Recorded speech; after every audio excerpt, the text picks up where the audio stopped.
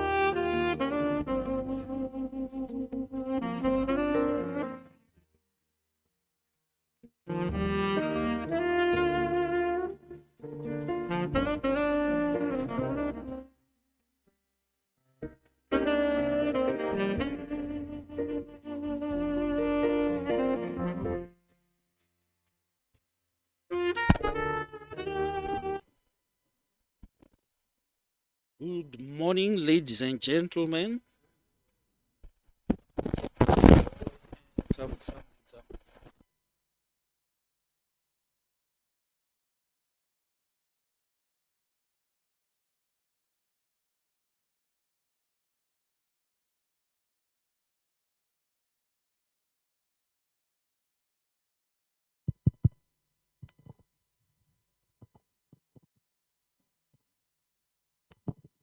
Right. Good morning, ladies and gentlemen. I think we're going to start. Our target is that by 3:15, we should be done. Correct? Yes.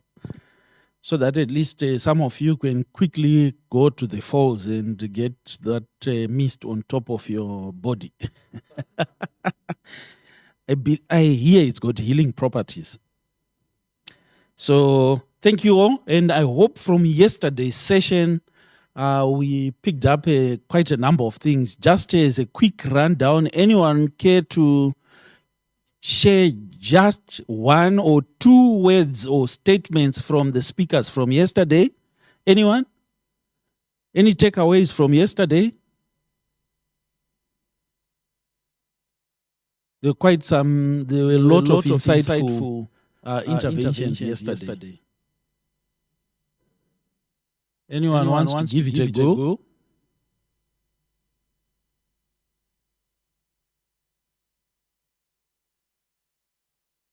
We are full with breakfast. We are still digesting some of the elements. I think some of the key things is that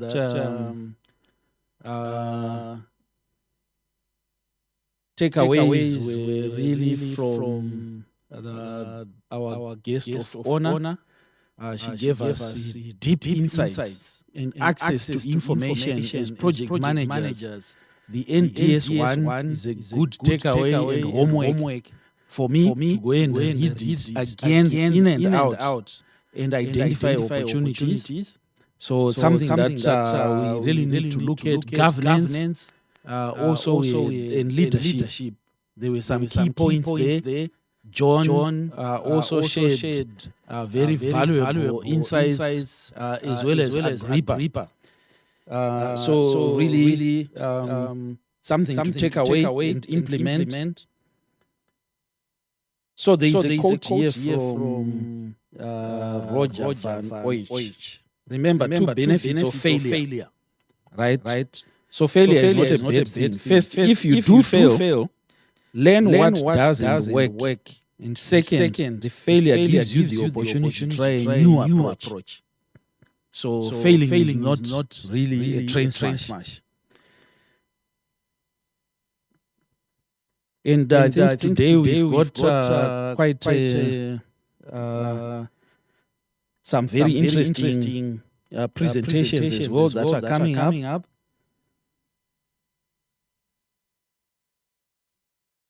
Let me just try and reorganize my things here. I think I left something.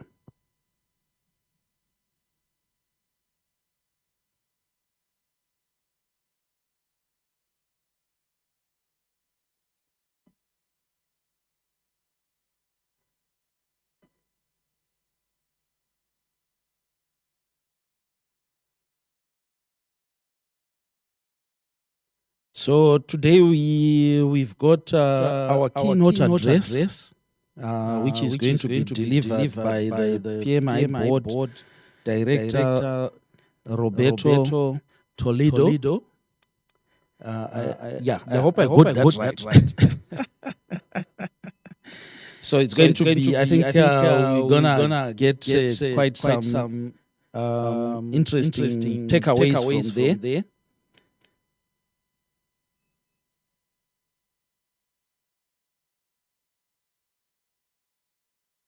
I'll just do the quick introduction for him before he comes on stage.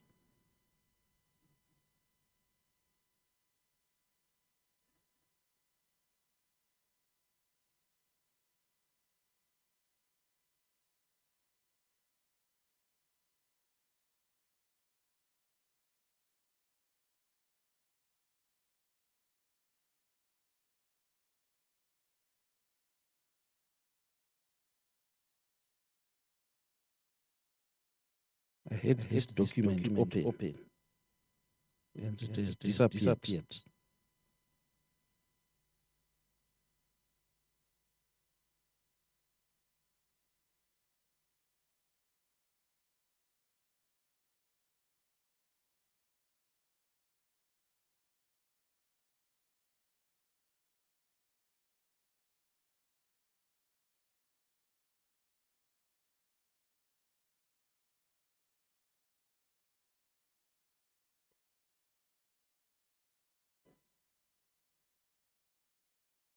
All right, I think, Carl, I'm in the wrong place now.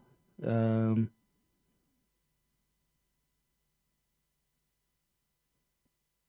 wanted to get the bio for Robert before he comes on stage.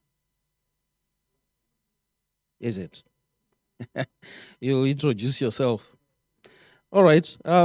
So let's welcome the Robert on stage to come and give his keynote address. You want to use this mic or this one? All right. Thank you. All right.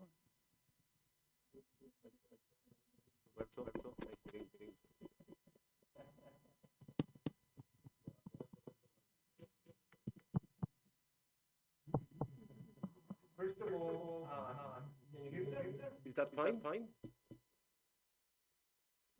Yes. On the back. Are you able to hear me in the back? Correctly? Perfect. So first of all, thank you very much. I'm extremely honored and thankful for the invitation that I received from the PMI Zimbabwe chapter, from Memory, Carl, the rest of the board. Thank you very much. This has been a really incredible experience. I have felt really warmly welcome in this beautiful country, so I thank you all. I'm really, really thankful to all of you. First of all, let's take some things out of the picture. Yes, the rumors are correct. I come from very far away land. Probably you have heard that I travel a lot to get over here, and that is correct. This is where I was born and raised, in Mexico City, Mexico. I'm a Mexican national. This is where I have lived all of my life, except for 5 years where I lived in the U.S. I decided to move with my family to the U.S. between 2011 and 2016. We moved to Texas in the U.S. And we had a very a number of very good years over there. I was trying to set up a business in the United States, which didn't go as well as I planned. So I came back to Mexico in 2016. As a profession, I'm an architect. I started working on construction projects, but very soon found that there was this methodology called project management methodology, project management processes, and I really liked it. I really embraced the fact that there were a better way to do construction management, particularly, and project management in general. So very quickly, I decided to pivot in my career and became a trainer in project management first. I started teaching at the university and then set up my own training company. And from there, I moved into consulting. And this is what I have been doing for the last 25 years, probably, around 25 years. I got certified as a PMP in 2002. 20 years ago, can you believe that? Because it was required for teaching at the university. I started teaching at the university in 2000, and they said to me, you have to get certified as a PMP. So it took me 2 years to get certified as a PMP. But after that, I really got into project management. I started to attend the local events for the Mexico City PMI chapter, and I liked what I saw. So I decided also to volunteer. I started volunteering at the Congress. I organized one of the congresses in Mexico City back in the day. And from there, I really liked the experience. I really liked working with volunteers. So I decided to continue doing my volunteering until I arrived at the PMI Educational Foundation Board of Directors. I spent 5 years there volunteering for the foundation, one of the most beautiful works that I had done. And after that, I decided that I wanted to give it a try to the PMI Board of Directors, which is where I'm currently serving. That started 6 years ago. You get elected to the PMI Board of Directors for a 3-year term. You can get re-elected for another 3-year term, and then that's it. You can apply for another 3-year term, but after you leave 1 year behind your last assignment. I'm not doing that. 6 years was more than enough. 6 years of an incredible experience, working with other volunteers from PMI that I'm going to tell you a little bit more about it in a moment, and being fortunate enough to have had the opportunity to travel around the world, doing this exactly that I'm doing here with you today, speaking at a local congress, working with volunteers, interacting with the members from all around the world. So when I received the invitation to speak at the Zimbabwe Congress, I was really pleased. I started thinking that this would be only my second time in the African continent. I came to South Africa 12 years ago. That was a long time ago. And I still remember that experience as one of the most interesting experiences in my life. So I was really, really excited. Of course, the first thing that I saw is that Victoria Falls was really far away from my home, exactly 14,000 kilometers away from my home. So one of the first things that I started researching after I received the invitation is, how am I going to get to Victoria Falls? And I found that the easiest way to get over here was to fly from my country, from my city, to London Heathrow Airport, from there to Johannesburg, and from Johannesburg to Victoria Falls. But we project managers always think, why make things easier if we can make it more complicated, right? Especially since some month ago, we have received another invitation to speak at another Congress in Belo Horizonte, Brazil, just the Saturday before this week. So I accepted because I love Brazil. I think it's a wonderful country. They were looking for a speaker that could deliver the presentation in Portuguese. I speak a very bad Portuguese, but I still defend myself, so I did that in Portuguese. So I was there last Saturday in Belo Horizonte, Brazil. So you can imagine that being there on Saturday, I couldn't fly back home and then come over here to Victoria Falls. So here's where the plot thickens. So this is how I did it in order to get from my home over here to Victoria Falls. I traveled from Mexico City to Sao Paulo to Belo Horizonte, then back to Sao Paulo, Paris. I spent 12 hours there waiting for my next flight. I have lunch with a very long-time friend that I haven't seen in many years, and from there to Addis Abeba, Victoria Falls. In total, 42 hours traveling between Belo Horizonte and Victoria Falls. But still, I'm really happy to be here. I'm really, really, really pleased to be with you today. Why do I have this opportunity to travel around the world? As I said to you, because I'm part of the PMI Board of Directors. The Board of Directors is a group of 12 members from PMI, members just like you, that have decided to volunteer at the international level. Our main responsibility is to work with the CEO, with the Chief Executive Officer, to develop the strategy of the organization and also to oversee the performance of the organization, to check that everything is under control, to check that they are using the money from your membership fees wisely, and that we are delivering the service that we are supposed to deliver. Those are our two main responsibilities, but the third one, which is between you and me, the one that I actually enjoy the most, we are ambassadors to the organization, for the organization, and come to events like this one. This picture that you're looking on the screen is actually from 2019. That was the last time that we as a board got together in presence, live, and we were able to have a picture of us, a formal picture of us taken. Some of the members on that picture are no longer in the board because I told you before, members are elected for 3-year terms. Of course, in the last couple of years, we were not able to have a picture of us taken because all of our meetings were like this, pretty much like your meetings, pretty much what you have been doing in your work, most likely working remotely, meeting with your teams, meeting with your company peers, and working on projects, some of them remotely. I know that for some of you, for example, in the construction industry, this is not possible, but for many of you, this has been your life. Fortunately, this year, we resumed our in-presence meetings for the board. I don't have a formal picture. The only one that I found is this one. Here we were celebrating a major milestone that I cannot share with you because it's still confidential. But after the meeting, we popped up a bottle of champagne and we celebrate, and we had a picture of ourselves doing that celebration. Going from right to left, you have Ankes Lusanshi from New Zealand, Kathy Latona, who is a former board member. She was advising us on some topics during that meeting. She's from Canada. Then you have Sarina Arcari from the United States, Luan Picard from Alaska in the United States, Jennifer Tharp from the United States as well. She's our 2022 chair of the board. Every year we elect one of our members to be the chair, to be the team lead and work with us just as you're doing with the chapter. Then you have Agnieszka Gasperini from Poland, my compadre Pablo Lledó from Argentina. Then that is me with a mustache. You can see me in the back. You have Galen Townsend from Australia, Teja Sura from India, Tony Appleby from the United States, and Mr. Ike Nwanko from Nigeria, currently the only African in our board, and the first one. He's actually the first one.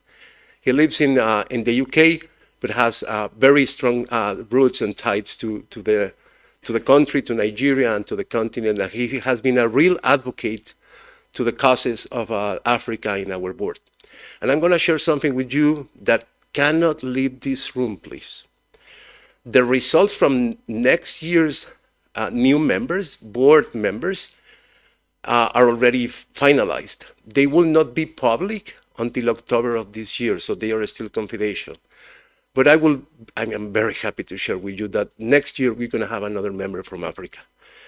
So that is great.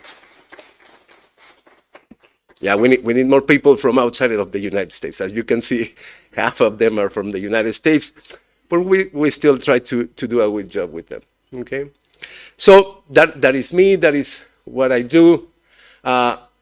but I want to re-emphasize the fact that this work that I do with PMI is a volunteer work. I have my own daily work, the work that pays for the bills, the work that pays for the food on the table in my home. But I really love the volunteer work that I do. And I really love to interact with people like me who is also doing volunteering. I have attended congresses like this one for 6 years, in average, probably 10 of them. Every part of the world that you can imagine. And all the time I have exactly the same feeling. Passionate people, compromised, committed people working for the good of the profession.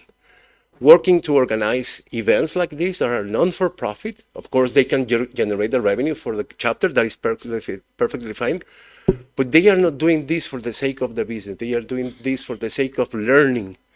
And actually, that was what initiated the Project Management Institute in the beginning 53 years ago. So before going any further in my presentation, I would like you to please help me acknowledging the volunteers of the PMI Zimbabwe chapter that put together this incredible event this week. Please give them a round of applause. The work of a volunteer in a chapter, particularly in PMI and with other causes, is one of the most rewarding, but also more challenging works that you can find, because you have to do that on top of your daily work. So I really understand what you're doing. So, getting into the topic of today's presentation, what I'm going to be doing is talking with you about two of the publications that PMI typically releases every year, and were released at the beginning of this year. And those are two interrelated documents. And the idea is that I can share with you today what we are foreseeing in the future of the profession in particular, and the way that work is changing in general. The report that we published every year since 2006, if I recall correctly, I have the exact year here, I'm going to tell you that in a moment, is the Pulse of the Profession report. That is a report that talks about the state of our profession, what is happening with the project management work. We have been publishing that for a number of years now, and the 2022 report is available on the PMI website if you want to download it. It is free. It is actually accessible even if you are not a member. Of course, I suggest that you become a member, but you can access that report even if you're not a member. Very interesting, and I'm going to share a couple of interesting facts about that one. The other report, Global Megatrends, is a newer report. Let me tell you that when I joined the PMI board 6 years ago, as a member of the board, you are obligated to join also one of the committees within the board. We have three different committees. One is called the Compensation Committee, which is basically in charge of defining the salary of our chief executive officer and manages the relationship, the professional working relationship with that individual. We also have the Audit Committee, which is in charge, of course, of overseeing the performance. And finally, we have the Strategic Oversight Committee, which is basically in charge of working with our staff on developing the strategy of the organization. As part of that strategy committee, which I joined in my first year, I remember that one of the very first activities that we did as a committee was to work with a part of our PMI staff that was all the time, every day of the year, analyzing what is happening in the world around us and trying to define those movements, those trends, those situations, how they could affect the project management profession. The report, the full report, is incredible.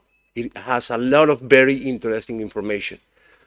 From that day, I remembered that we mentioned that this should be a report that we could publish and make available to all of our members. And that finally happened in 2019. In 2019, we published the first Megatrend report.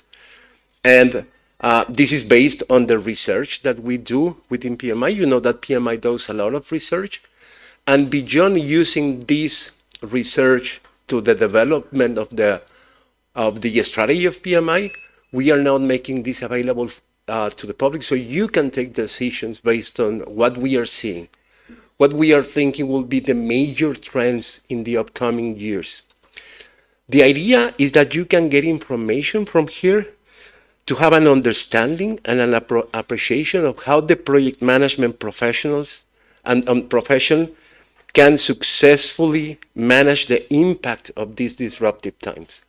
And we heard yesterday from, at least in the morning that I was attending the session, from 3 different speakers, how disruptive are the times that we are living right now. This is really a very interesting time coming out of the COVID pandemic.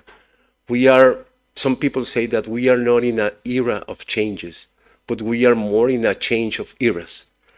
The changes that we are seeing right now are so important, so major, that being able to foresee what they will represent in the future, it is not impossible, but it is complicated. You remember Cici telling us yesterday about the VUCA world, the volatile, uncertain, complex, and ambiguous world that we are living. So many people also are saying that, we are somewhat living in a hyper VUCA world right now, because the last couple of years, particularly in relationship with the pandemic, but also in relationship with the technology available, with the major shifts around the world, have been really much more volatile, uncertain, complex, and ambiguous than the previous year. So this is a very interesting area to live in. And we need to understand how these megatrends will affect our profession. And my idea, my intention is that you understand these megatrends not only to being able to cope with the change that we are seeing, but even more embracing it and most likely leading it. Because as you are all aware, we as project managers are in the business of leading change. The outcome of our specific work is producing changes in the organizations that we serve. So if we understand what is happening around us, it is more likely that we are more able to implement those changes. So I'm going to talk about both presentations throughout both reports, throughout the presentations. Let me see. Just checking that I don't forget any of the important topics. 2006 was the first year when we published the Pulse of the Profession. But let's get first into the megatrend report. And let's analyze the 6 megatrends that the report identified for 2022 and the upcoming years.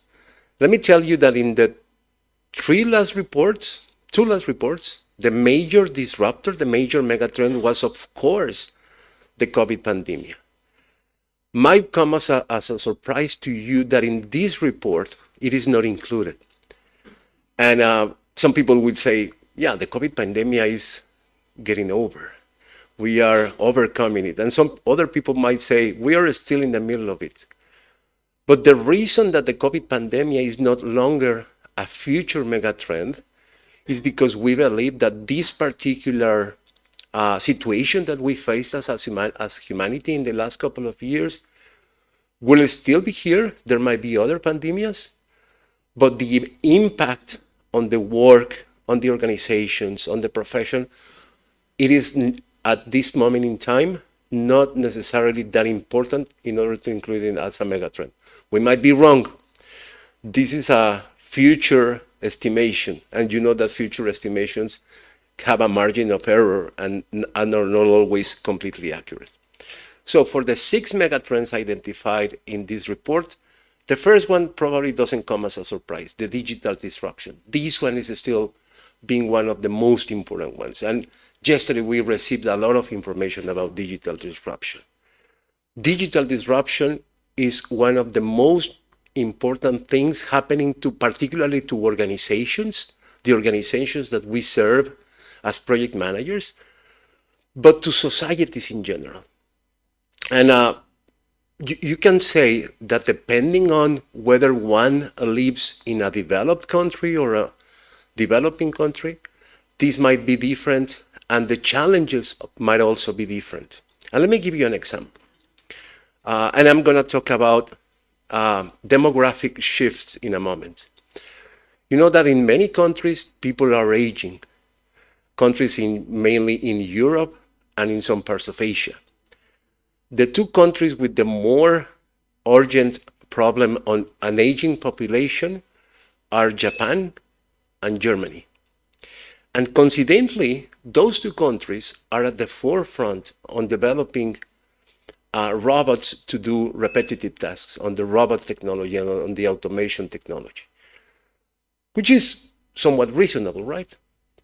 If they don't have enough people in order to do the repetitive tasks, the non-high skill tasks, that those tasks can be done with robots, with artificial intelligence. But what is even more interesting is that despite that they are the biggest producers of robots and artificial intelligence and the best developers right now, do you know who is the main client of Japan's and Germany's robots from around the world? Do you know which country? Can you guess? No.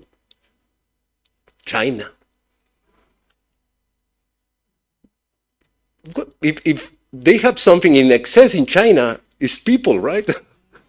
They are actually the bigger country in the world with the biggest population. Why do the Chinese are interested in buying so many robots? If they have more people that they can use for in order to produce all the goods that they are producing, to manufacture all the things that they are manufacturing and sending all over the world. Think about the vision that the Chinese are having right now. They know that in order for them to remain as a sustainable manufacturing power to the whole world, they cannot rely solely on human labor. They need to rely on automation. And one of the first things that pessimists about the future say is that robots will take away our works.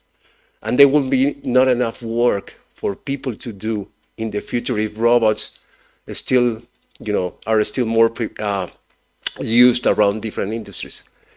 Do you know that was exactly what people said in the first industrial revolution, when the steam machine started replacing labor work and was used in order to produce things such as clothing and other things. And what that produced is that allowed certain developed countries to upskill their workers. And instead of those workers doing manual job, they became operators of machinery, people repairing the machinery, and they became a more productive society. This is exactly what the Chinese are seeing. I live in an underdeveloped country, just like many of the countries in Africa. Mexico is not developed. We have a reasonable level of life, but there's a lot of people in poverty and there's a lot of people without work. I would like our organizations in my country and in the rest of Latin America and Africa, embracing the digital disruption, embracing the new technologies, because these might very well be one of the key components of our countries becoming more prosperous. And I know that this is somewhat counterintuitive, because for many years we have heard what we need are more jobs, factories where people can go to work. But the Chinese have learned that if you maintain a lot of work based on lower wages, that is not sustainable in the future. In the future, that people will not be able to prosper as the rest of the country is prospering. So something to learn from the Chinese there. Some other things, but that one is important.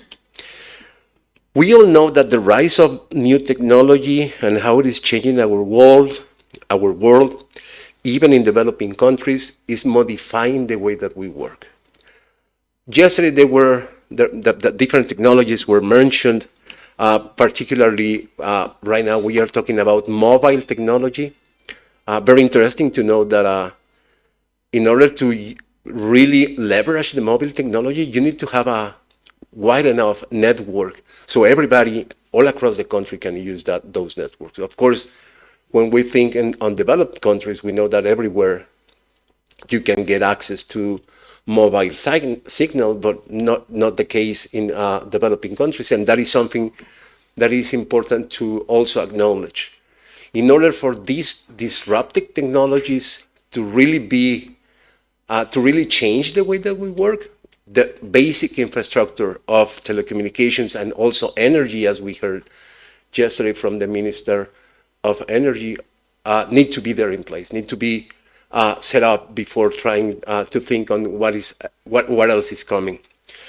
We already heard about Internet of Things, blockchain technology, mobile computing, the cloud computing, but probably the two technologies that are more disruptive are still on the very earliest stages of development.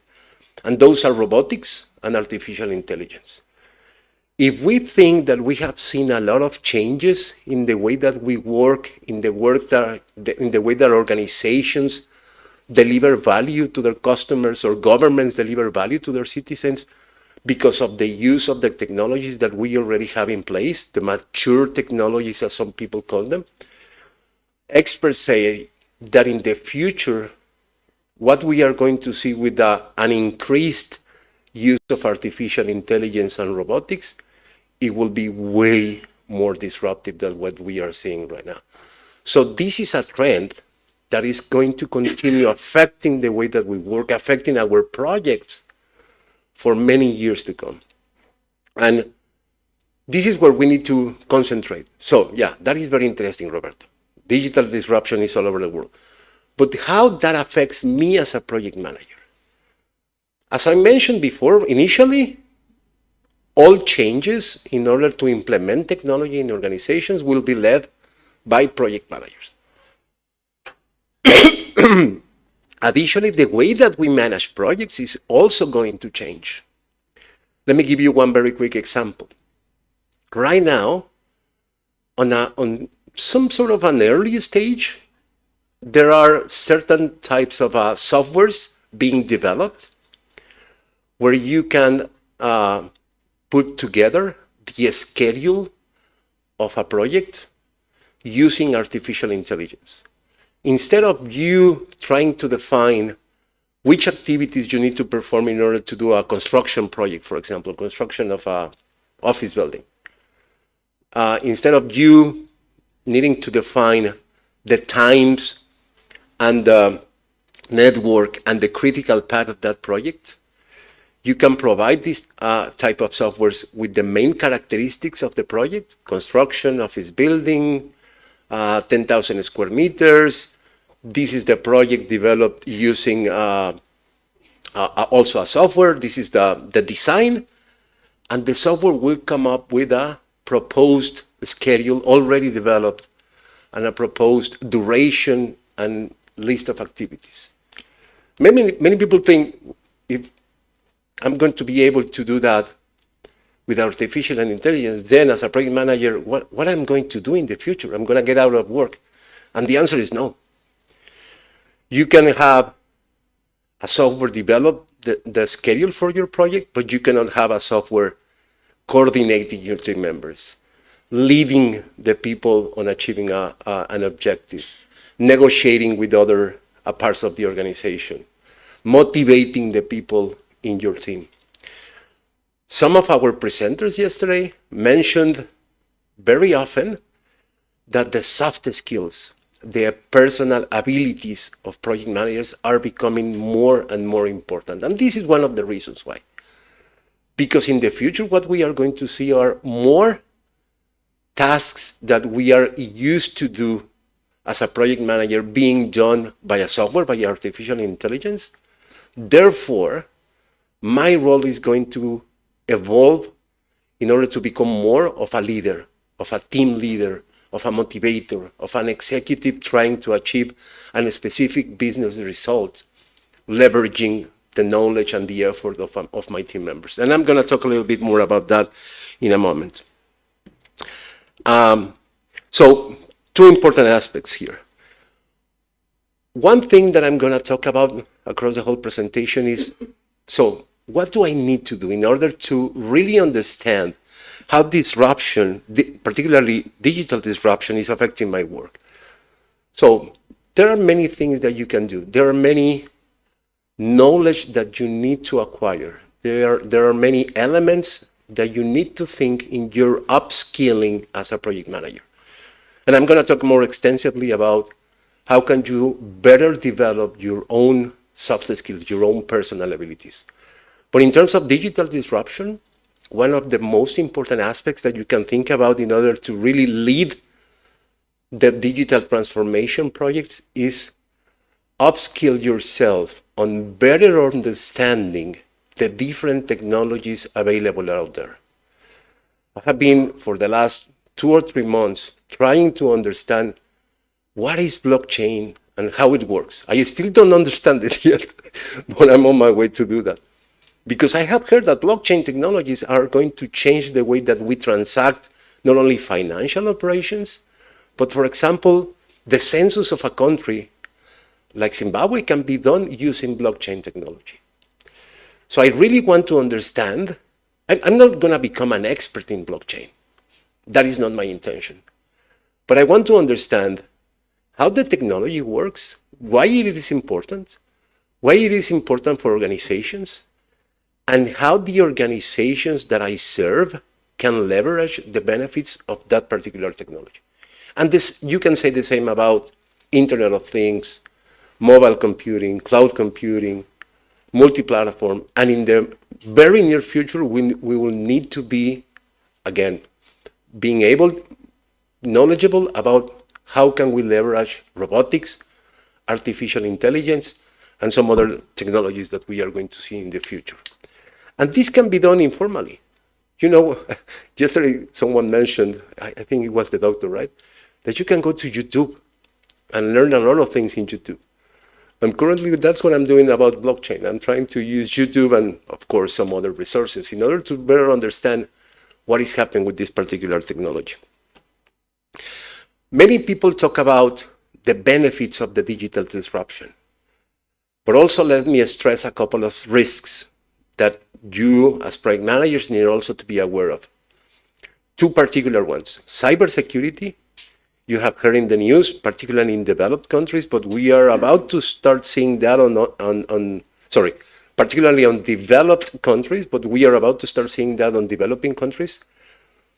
New threats to the information of organizations. Did you hear about that thing that happened in the US where a group of bad people hijacked the information from a major pipeline, a major gas pipeline, and completely halted the operation of that company. That company was responsible of delivering gasoline, petrol, through the northeast part of the United States, and for some 2 weeks or 3 weeks, they were not able to deliver the gasoline. So it produced a scarcity for a couple of weeks. So in the end, the company ended up paying these individuals that ransomed their information. We are going to be seeing this much more often. So another particular topic that you want to start upskilling yourself is about cybersecurity, very important. And the other is ethical handling of people's information, data. Everybody thinks that Facebook is free and we use Facebook all the time and they don't charge me anything. Yeah, it is not free, my friends. What they get is that they get your information and they get your likes and your preferences and what you are interested in life. And then they use that in order to advertise. That is fine. I'm not concerned that they show me some advertisements. And they show me advertisements based on my preferences. Of course, sometimes they are not as wise as we can expect, right? I entered the Ethiopian Airlines website in order to find for my flight. And even until today, I'm still receiving advertisements about Ethiopian Airlines. How about going to Victoria Falls? I am already here. So stop the advertisements. But let's say that is not harmful, but your information can also be used in a harmful way. So also very mindful of how we handle the data that we acquire as an organization, as individuals, because that is going to be another important risk in the future. So that's it with digital disruption. Second one, and this was mentioned yesterday as well, the climate crisis. Many people think that the next big challenges that we are going to face as humanity after the COVID pandemic are going to be related to climate crisis. The climate is changing. There is no way we can modify that. And countries around the world, companies, are doing things, are trying to cope with the climate crisis, but we have to recognize that they are not doing enough. Organizations, governments, we turning off the lights of our rooms when we leave the room, need to do more in order to prevent the climate crisis that we are about to face. This is a major disruptor in the upcoming years. This can be really problematic, particularly in certain countries. And the signals, the warnings that we have been seeing for the last couple of years have been ignored. Yes, we are doing more things in order to prevent it. We are using, for example, less fossil fuels, but not enough of an effort in order to really reduce the warming of the planet. Also, one of the main, you were asking Chester this morning, how about takeaways? One takeaway that I love about Dr. Mugabe's presentation yesterday was that for this, right? Decarbonize, decentralize, digitalize, and democratize. That is beautiful. We should all be thinking about that in terms of energy. And that will help reduce the climate crisis. That will at least contribute a little bit more on reducing this particular problem. Now, from the project management point of view, again, two major things. One, if you are doing any type of project, whether it is construction, industrial, energy, software development, information technology, always think how can you incorporate in the activities of your project in a bigger or lesser way, depending on the project that you're doing, things to mitigate the impact that that project is producing to the environment. If you're working in a construction project, we can think on 1,000 ways that project can be harmful to the environment. And we also need to think on 1,000 ways how we can reduce our impact, our carbon footprint, our impact in the environment around us, particularly in the natural environment, but also in terms of efficiency and how we can contribute to reduce the potential of this climate crisis. And also, we are going to see in the future much more projects aimed at reducing the factors that are contributing to the climate crisis. We are right now seeing organizations investing more money, not enough, as I said before, governments investing more money on delivering projects, developing projects in order to reduce the factors that affect the climate crisis. So this is a great opportunity for project managers for new type of work. If this is something that you would like to do, again, think about what you need to learn in order to work in this type of projects. And let me say something to you here. And let me tell you, I completely get it. I don't live in a developed country. When I go to a conference in the United States, as everybody's talking about solar power and wind power, and you already see those turbines scattered all around the place, I say, how come in my country we don't have enough of this? And as with any developing countries, we tend to shift the pendulum, right? In the previous government in Mexico, they were very much business-oriented, more towards the right, if you can say so. So they started opening the market. And we started seeing companies coming to Mexico to develop new projects to generate power using solar and wind. That was spectacular. But then a new government came, more oriented towards the left, and they say, no. Energy is a responsibility of the state. So we don't want private companies doing that because private companies are only for the profits. So they are changing completely the the political decisions about it. And you know, neither type of politicians are completely right. Neither the right-wing politicians are completely right, neither the left politicians are completely right. But the problem is the pendulum. When you think you are progressing in a certain direction, and then you shift and you go backwards on a particular topic that you are experiencing.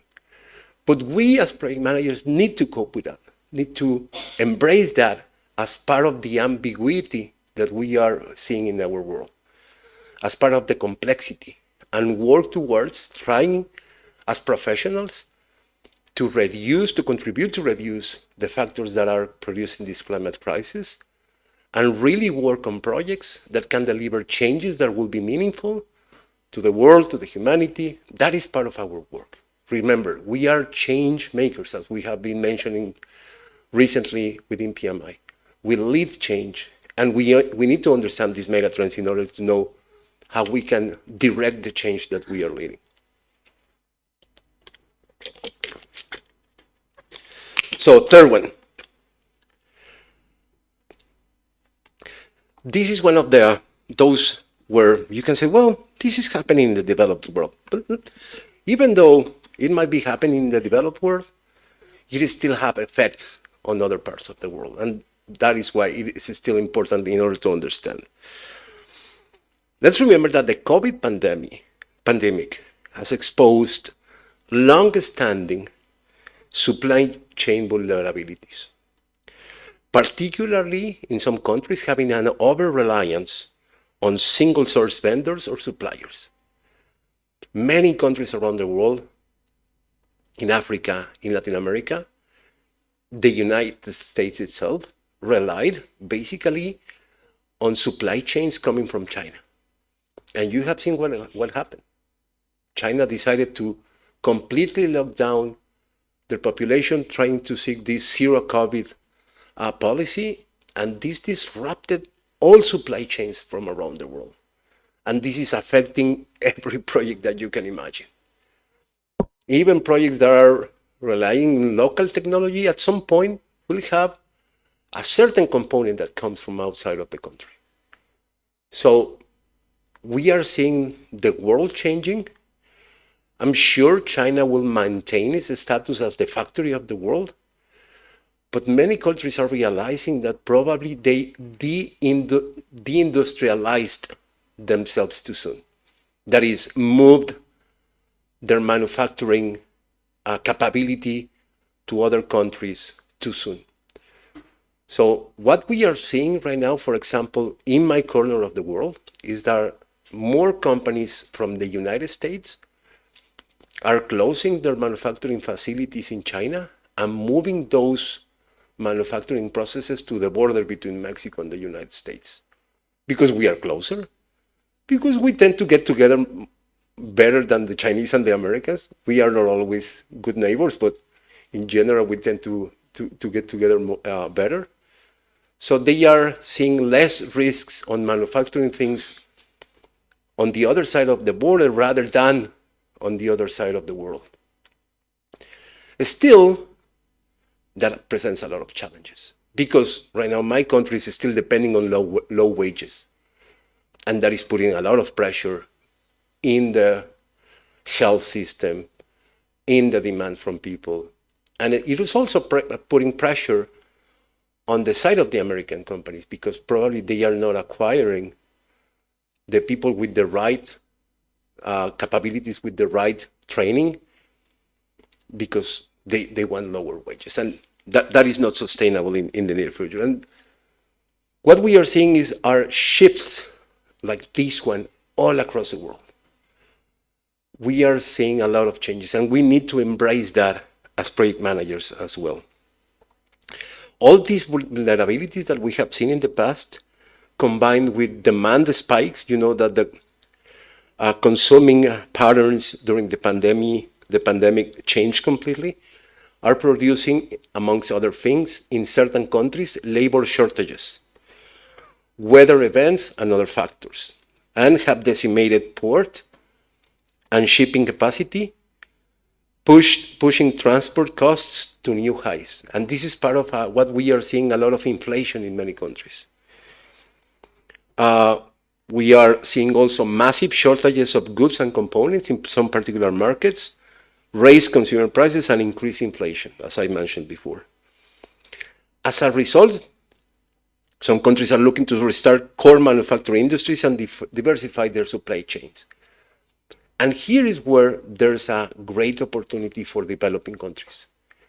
What kind of capabilities we can develop in this country in order to contribute to certain goods that are needed in the markets that are closer to us, and where we can beat the Chinese, for example, in producing goods at a better price with better efficiency. And again, that is something that probably project managers will be living in different geographies around the world.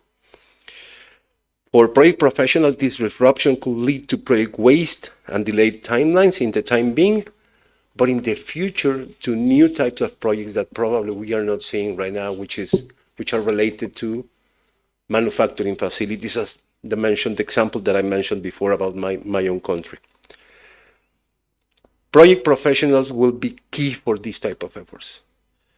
And what it is expected as a result of this is around a 20 to 25% increase in the investment on infrastructure and construction projects in the next 5 to 10 years. We will be seeing more infrastructure projects, like the ones that we were discussing yesterday, right? Energy networks, communication networks, but also ports, manufacturing facilities, and many others. During pandemic, one of the sectors that we were hit hardest, besides the airlines, was also the construction industry.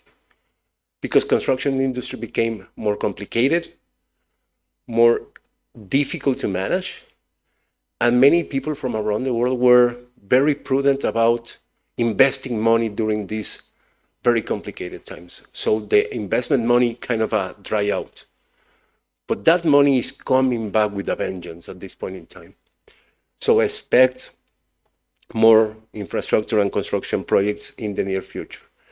Probably you have heard that within PMI, we have been working the last couple of years delivering a new set of online courses and a new set of micro certifications, not like the PMP, but small certifications specifically designed for construction projects.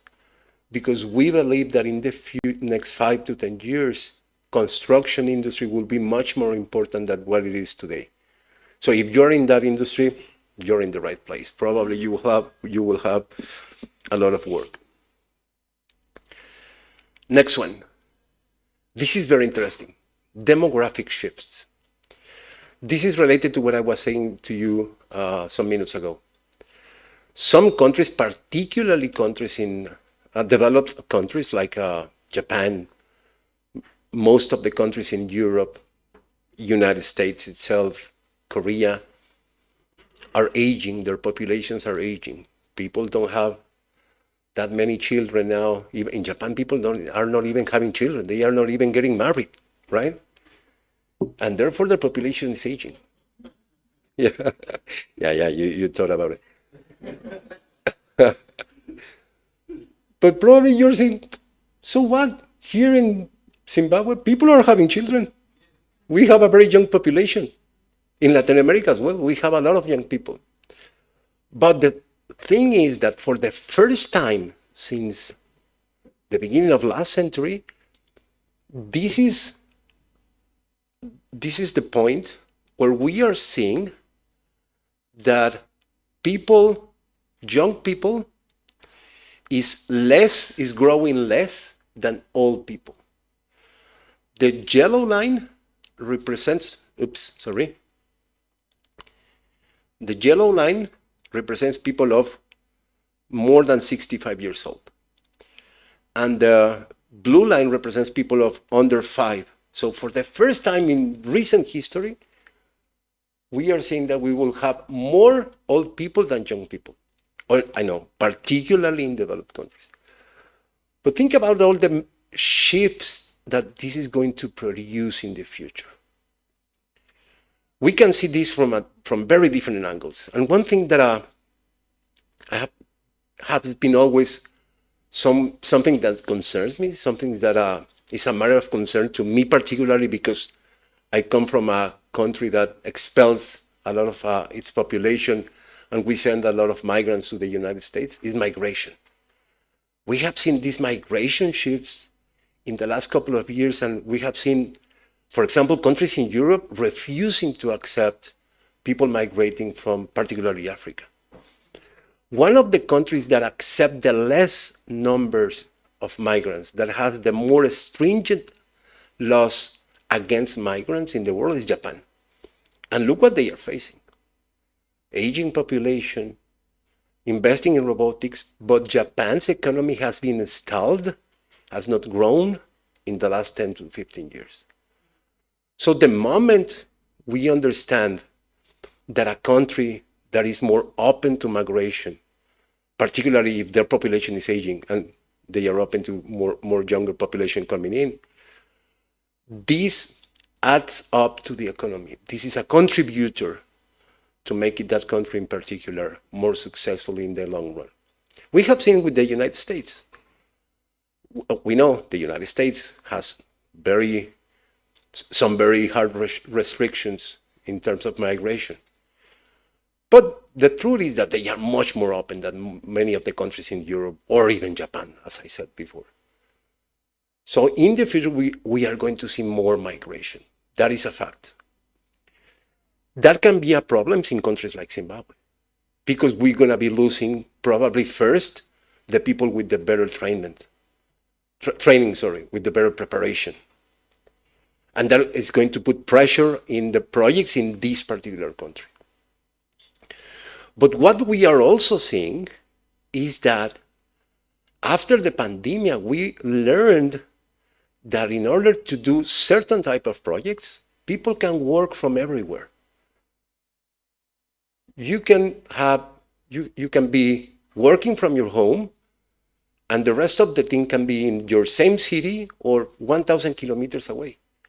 The only problem becomes at what time do we get together, because probably it is, right now in my country, it's 5 o'clock in the morning. Right here, it's almost 10 o'clock in the morning, so that becomes a problem. So the other thing that we are going to be seeing, particularly in projects, and those projects related to technology, services, software development, is the enhanced use of people from outside of the country that is developing the project in order to account for these people that they are no longer required.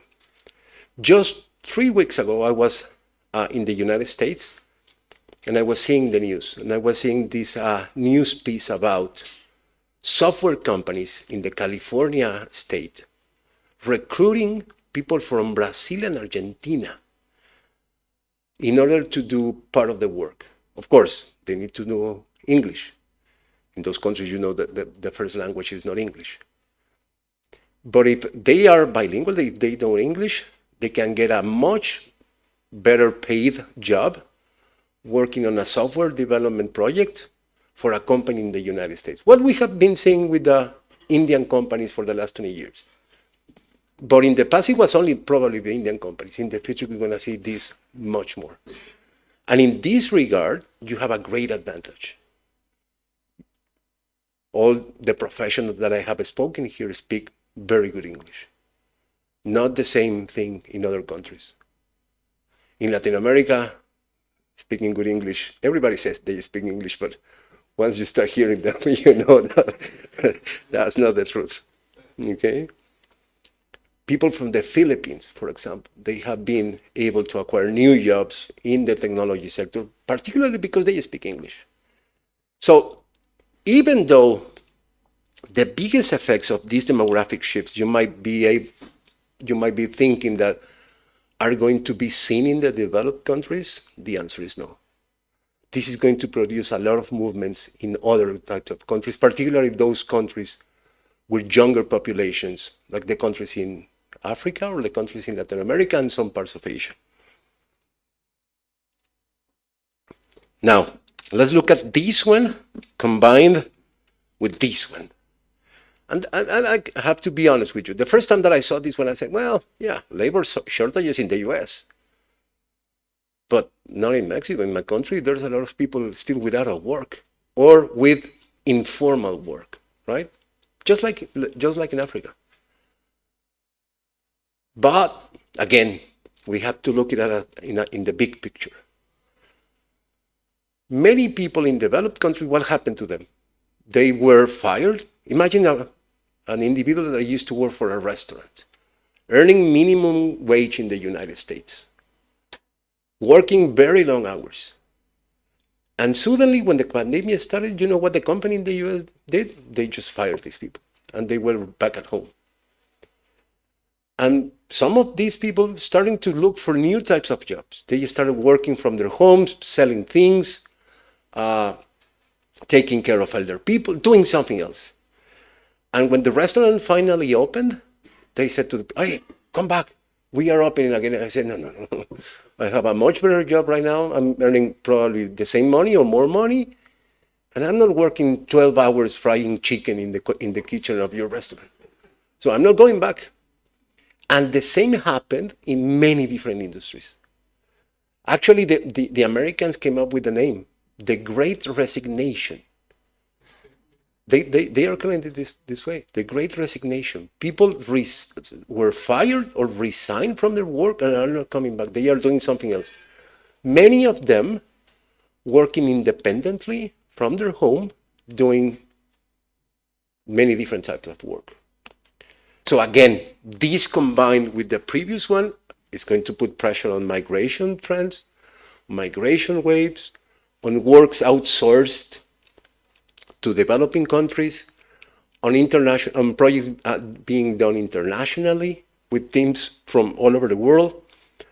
For many of us as project managers in the developing world, I'm positive, I'm optimistic, more opportunities. Right now, in my company in Mexico, small company, consulting company, we are doing 2 projects with American companies. The hard part was finding someone that really spoke good English. But we are doing small projects, but 2 projects with American companies. Because we charge less money, we do the same work, and they were not able to find enough qualified project managers in order to do some of these projects. And we are going to see more of this in the future, I'm sure of it. PMI recently published a report called the Talent Gap Report. And they identified that by 2030, there will be a requirement of 25 million project managers working on the different projects that are currently under development. So the need for new project managers in the next years are going to continue growing. We will need around 2.2 million project managers every year just to cope with what we are seeing in the future for project management. In PMI in general, me personally, we are very optimistic that this profession has a lot of potential for growth, has a lot of good outcome in the future. The work of a project manager will not end because of machines, artificial intelligence. On the contrary, on the other side, we will see more and more project management work in the near future, both in developing and developed countries around the world. Final megatrend, and we have seen this in many countries from around the world. People were not happy. People were asking for more opportunities, for less discrimination, for more rights, either racial minorities, sexual orientation minorities, you name it. And in different countries, just more rights, more ability to live a free life. So one of the major trends that we have seen in the last couple of years that as PMI, we are predicting that we are going to be seeing more in the upcoming years are civil, civic, and equality movements. People are demanding more opportunities, more freedom, more equality, better treatment from their governments. And because of the pandemic, the inequalities that we have in many countries around the world just enhanced. The people that suffered the most during the last couple of years were not the rich people, were the poor people. And they became even poorer. How am I doing in terms of what time? Almost done. So increasingly, we will also see project teams and organizations becoming the setting for real change and collaboration in response to civil, civic, and equality movements. If we know something within PMI, is that when you work with a diverse team, people from different nationalities, from different cultures, from different ways of thinking, the outcome of that particular team is usually better. When you have a group of people and everybody is thinking the same way, you will not be able to get the best result. You get the best results, and I have been a witness of that for the last 11 years that I have been volunteering at the international level with PMI. You get the best results when you have diverse points of thinking, diverse opinions, diverse backgrounds, experiences, and therefore diverse proposition in terms of how we need to resolve the problems of a project. That is one of the implications. And another implication, again, like in the climate crisis megatrend, is that we are going to start seeing also, particularly, this might be particularly in developed countries, more projects aimed towards developing the capabilities of organizations to be more open to diversity, to be more accommodating of the different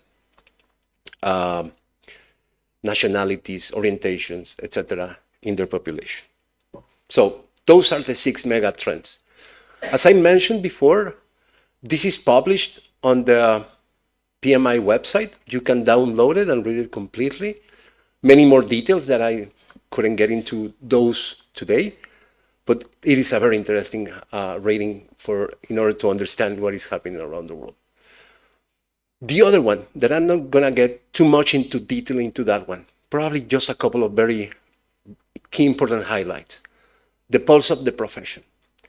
And the basic message from the Pulse of the Profession report of 2022 is that what we are seeing is a change in the way that organizations work, and particularly a change in the way that projects work.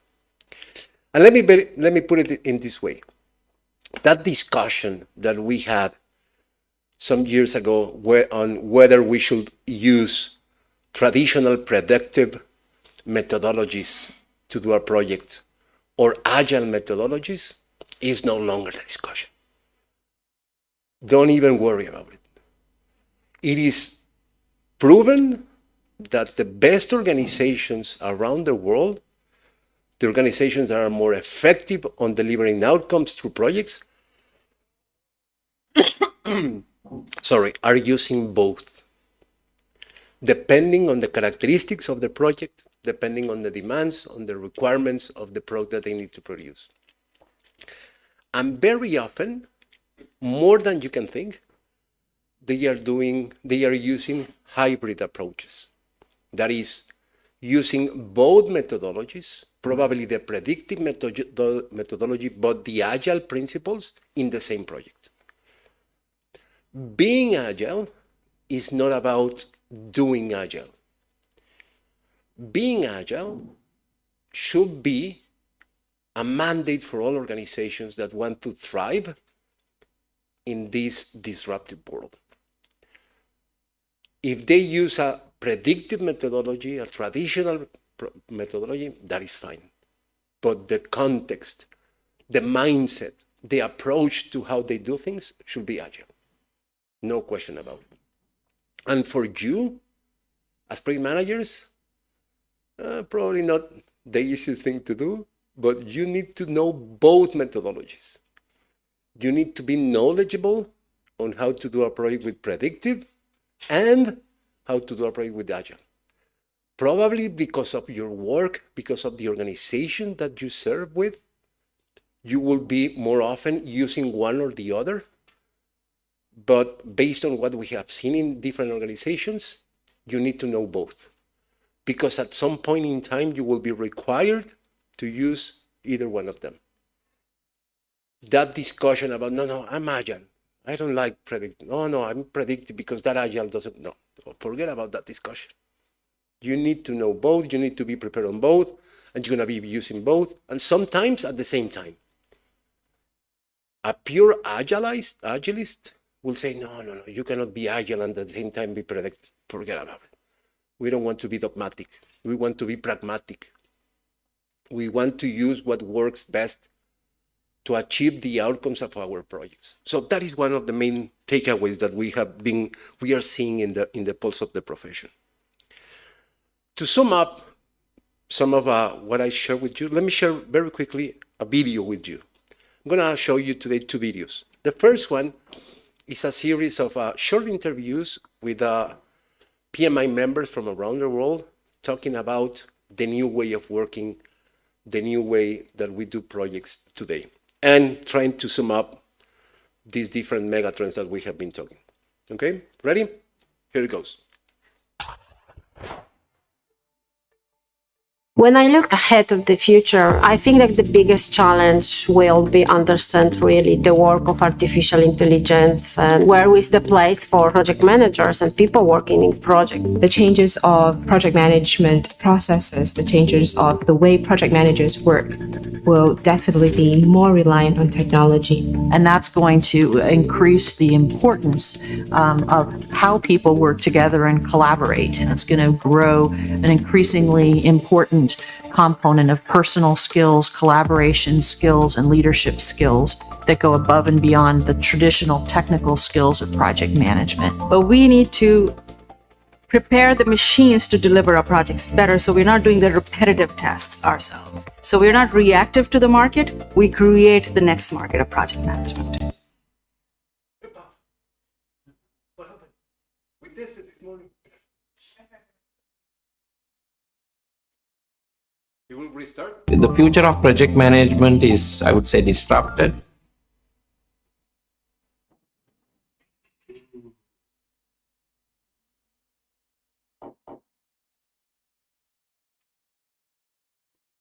Videos are always like this. They don't have a word. We tested this morning, right? Any possibility you are able to fix it? Again, from the beginning? When I look ahead of the future, I think that the biggest challenge will be understand really the work of artificial intelligence and where is the place for project managers and people working in project. The changes of project management processes, the changes of the way project managers work will definitely be more reliant on technology. And that's going to increase the importance of how people work together and collaborate. And it's going to grow an increasingly important component of personal skills, collaboration skills, and leadership skills that go above and beyond the traditional technical skills of project management. But we need to prepare the machines to deliver our projects better so we're not doing the repetitive tasks ourselves. So we're not reactive to the market, we create the next market of project management. The future of project management is, I would say, disrupted. Fast delivery, compressed cycles, as well as fast failure, if that is the case. Leading business with agility. Any future developments should reflect that. I think in future of project management, it will be more agile and more business related. Because these days we talk about value. In order to understand the value of that project, you need to understand the business. You got to have the technical management skills, the leadership skills, but also understand the business. In a global environment, it's going to be more diverse cultures coming into the workplace. therefore a different take on skills, different time zones, totally different business practices. So you need to plan for those challenges. We need to take care of our environment, to take care of our planet, to go for sustainable projects that take care of the human being. When we talk about DevOps and we talk about Agile, I'm asked, do those kind of methodologies strip away the need for a project manager? I think absolutely not. I think we are in need of even more project managers in the future. We are getting more and more project oriented in our businesses, in our societies. Artificial intelligence will take some of the jobs, but I think they cannot be a leader. So as a project manager, if you are a good leader, you are going to continue to perform your profession. So as project managers, we have to get better at leading teams and leading people, working with people, and find ways to include automation in what we do while still maintaining our human aspect, our humanity. It's difficult to see something clear in the future, but we should stay prepared to face with flexibility new challenges, new situation. Be prepared to change into something completely different.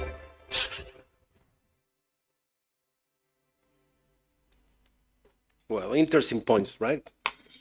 And some of the topics that we already discussed. Let me emphasize a couple of the points we just heard here. Again, the world is changing. Technologies are disrupting how we do business, how business are changing, and the need for project managers to get their heads and probably their hearts as well wrapped around all of this change and therefore being critical to the success of the organizations that we serve. That is going to require practitioners becoming leaders. We already mentioned that. Team leaders, real team leaders. And to be effective leaders, we need to develop several of our soft skills. And I'm going to talk about this in a moment, but right now, last year we decided to make a change. And instead of calling them soft skills, now we are using the term power skills, which is more, adequate to what we are seeing in terms of what is happening in projects. And let me give you an example. The virtual environment, what we have been doing for the last couple of years, has allowed us to be probably closer to our teams, to our colleagues, with the ability to jump from one video conference, from one Zoom to another. But that video call requires additional focus on empathy and emotional intelligence to pick up on small details that through the screen are not that easy to identify. Of course, it is better to work with people in presence live. But we have learned that in the future, we will not necessarily need that for everything that we do, and probably will not have to do all of our meetings present. In the future, you have seen this. We're going to be living in a hybrid world in many of the industries that we work at. We need to reflect on how we can adapt our thinking and our behaviors and our ways of working to better connect with, support, and lead our project teams. And this is the important part.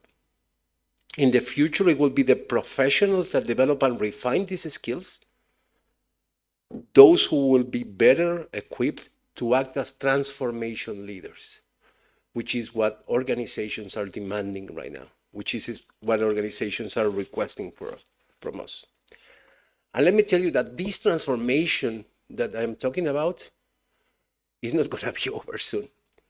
You remember how many times during the last couple of years we talked about when we can come back to normalcy, the new normal, the post-pandemic normality. Well, I don't want to be pessimistic, but let me tell you, there will be no new normal. What we are thinking is about a never normal. We have been working with this individual, Peter Hinson. He's a professor from the UK, a futurist, has a couple of very interesting books. Peter Hinson, Look for his name.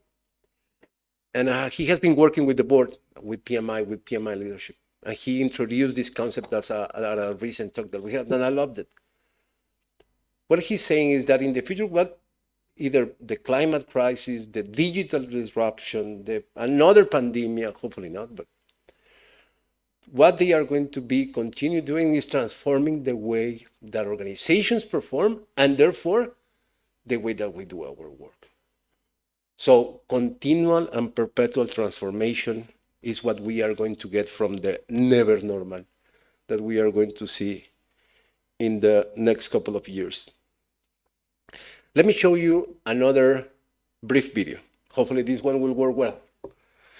This is an extract from a recent PMI Straight Talk. Straight Talk is this series of videos that we put in the PMI website where we touch on different topics. And in this one, it's an interview on the future of the project economy for a few insights with our interim CEO, Mike DePrisco. Probably you have know him. And former board chair, Antonio Nieto Rodriguez. He was before my time, who recently wrote about the project economy in the Harvard Business Review magazine. So let's go with this one. I forgot about this one. I'll go back to this one. This is Straight Talk.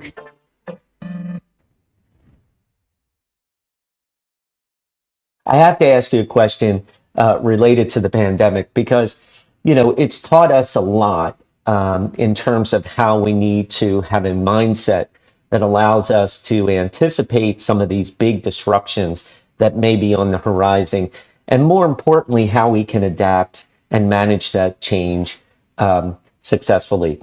We talk about having a perpetual transformation mindset to be ready for anything. How can project professionals evolve to that next level and play a much more significant role going above and beyond the perimeter and being strategic advisors and value creators, as you said?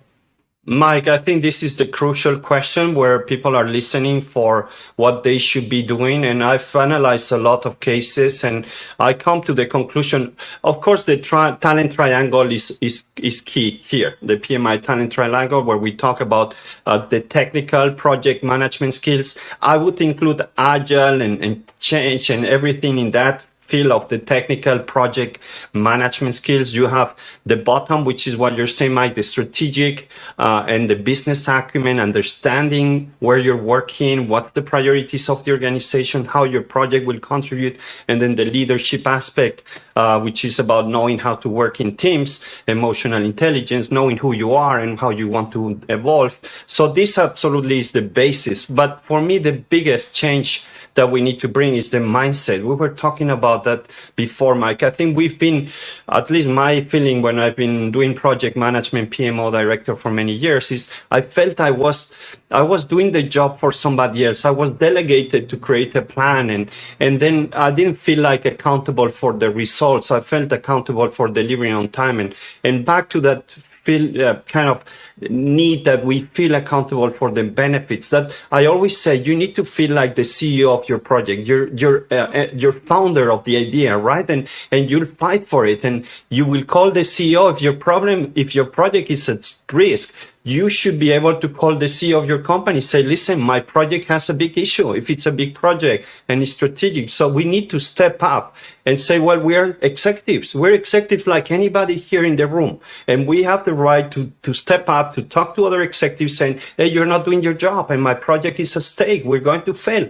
So I think that sense of ownership and fighting for our projects should be the biggest mindset change that we'll bring to the game. And we did that with the pandemic, like you say. We step up, we said we need that, otherwise we're out of business. Let's keep doing that. And I think that's going to just make our profession shine. I'm 100% sure about that. Interesting, right? Antonio is always passionate about project management. And he was talking about pretty much the same that we have been referring, right? Which is the skills that we need as project managers. 4 basic ones: complex problem solving, getting things done, transformation readiness, agility. We are seeing these as the main abilities, main capabilities that we need to develop as project managers. But as Antonio mentioned, as I also mentioned very briefly before, we as project management, as the Project Management Institute, came up a number of years ago with this thing that we call the talent triangle. The talent triangle was developed originally in 2015. And this was done in response to many people asking, so what is it that a project manager needs to know? What are the main capabilities, knowledge, abilities that a project manager needs to have in order to be successful? And one thing that was very important at the time is that instead of, staff members or volunteers, project managers, trying to figure out what it is important, we conducted a survey. We went to business leaders, to CEOs, to the bosses in the different organizations. And we asked them, what is it that you value the most in a project manager? And we came up with 3 main pillars. Originally, they were called technical project management, soft leadership, and strategy and finance knowledge. But last year, we decided to modify it and make it more general and make it more impactful. So this is the new talent triangle. Now we are talking about not technical project management, but ways of working. And when I say ways of working, what I'm referring to is to different methodologies that we can use as project managers. Right now, we have basically 3: predictive or traditional, agile or iterative, and hybrid. But we know that in the future, we will see the rise of more methodologies, because this is not stalled, this is evolving. So most likely we will see something new in the upcoming years. Then, as I mentioned before, very important, the power skills. And we are calling them power skills purposefully, right? Because we are thinking that this is what really are going to differentiate those that are successful from those that are not, particularly in the near future. And finally, remember what we have been discussing. It is not about only delivering the project in time, scope, and time, cost, and scope, but also delivering an outcome that facilitates the change that the organization is trying to implement, help us implement the strategy that organization put up for us. So we need to know the environment, the business, the organization, the industry, the business acumen. Here is a longer list of everything that can be included in that talent triangle. I know that you are not able to see everything that is there, and I'm not gonna give you time to read everything that is right there, but I invite you to review again this information in our website, where it's fully developed, so you can identify from all of those knowledges, abilities, capacities, which one do you think you have fully developed? Which one do you think are your strengths? But also, and very importantly, which one do you think are your weaknesses? Where you can further develop yourself? Where do you need to upskill yourself in order to cope and lead with this change that we are seeing?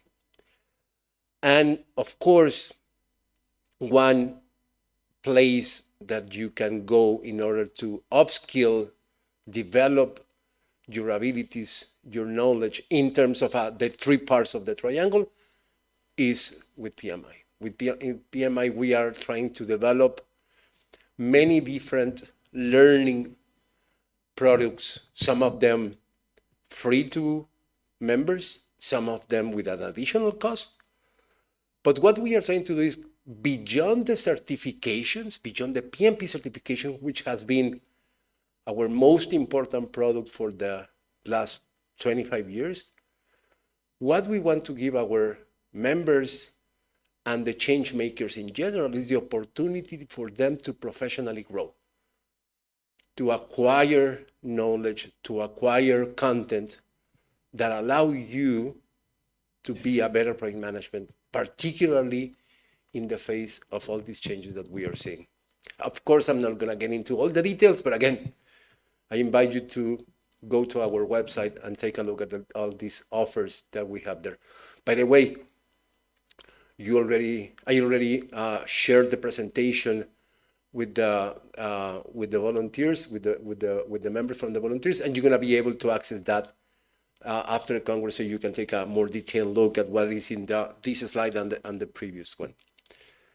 So wrapping up, I'm going to skip this one, not important. I know that I'm late, very sorry. Key takeaways: upskilling is an imperative for individuals, and particularly for project managers. And if you ask me, prioritize your power skills, develop your leadership, communication, negotiation abilities. But if you ask me, what could be the most important one that you want to develop as a professional project manager? The most important power skill, emotional intelligence. This was mentioned yesterday. A couple of days ago in the Belo Horizonte, Brazil Congress, where I was presenting the power skills, somebody asked me, those power skills, even though you changed the name from soft skills to power skills, have been the same for the last 10 years. Leadership, negotiation, communication. Why you haven't changed them? Why you haven't come up with new ones? And my response was, there are no new ones. Those are the ones that we know make a project manager successful. But what we have seen and what we have changed in the last 7-8 years is the focus. In the past, we talked about the most important skill being leadership. Now we believe the most important one being emotional intelligence. The ability to understand my own emotions and other people in my team's emotions, so I can react, lead, communicate, negotiate, motivate, etc., based on that knowledge, based on that perception. Use the approach that fits best your context. Don't constrain yourself on saying, I only do agile, I only do predictive, I will never do that hybrid because that is not possible. Do whatever fits you best. And finally, remember that projects are the way on how work gets done today. In a world of changes, the way that we implement those changes is probably the most important asset capability that our organizations will have in the near future. This is why from PMI we came out with the term the project economy. We think that in the future, near future and long-term future, the most important role within an organization will be the project manager, because that will be the person really doing what organizations are supposed to do, which is transforming ideas into reality. And this is exactly what we project managers do. And as an organization, PMI is committed to do this that we have said for so many years, empowering you to make your ideas a reality. Thank you very much for your attention, and sorry for my delay.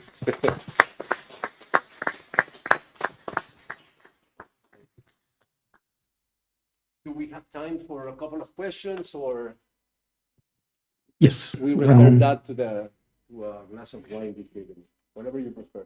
I think we'll have a question and answer. There will be one more presentation, then we'll bring you here. You say that again? There is another presentation. Okay. Then we'll come and ask you questions. Perfect. Yes. Let me clear the way here for you.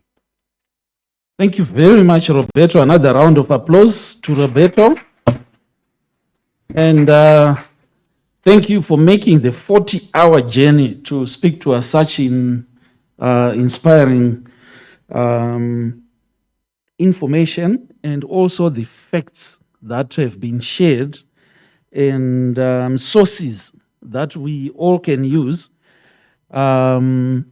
from some of the publications that are on the PMI website. I think we need to read those. Those are key takeaways that each one of us needs to walk away with. I think one important announcement, which my co-host reminded me about, that it's still a requirement to wear masks in conferences like this. And we're going to take a quick tea break, just 20 minutes. So I'm not summarizing a lot of what Roberto, he actually rounded it off very nicely. So I'm not going to mask that by trying to repeat some of the things, but very important takeaways that he then showed us at the end. So I'm going to chop your time a bit. So let's take our tea. By 10 to, let's come back for the next speaker who is coming up. So 10 to, let's come back. If you haven't finished, just bring your tea in here so that we get on to the next presentation. So let's take a leg stretch, have some tea, and we come back at 10 to 11. Thank you.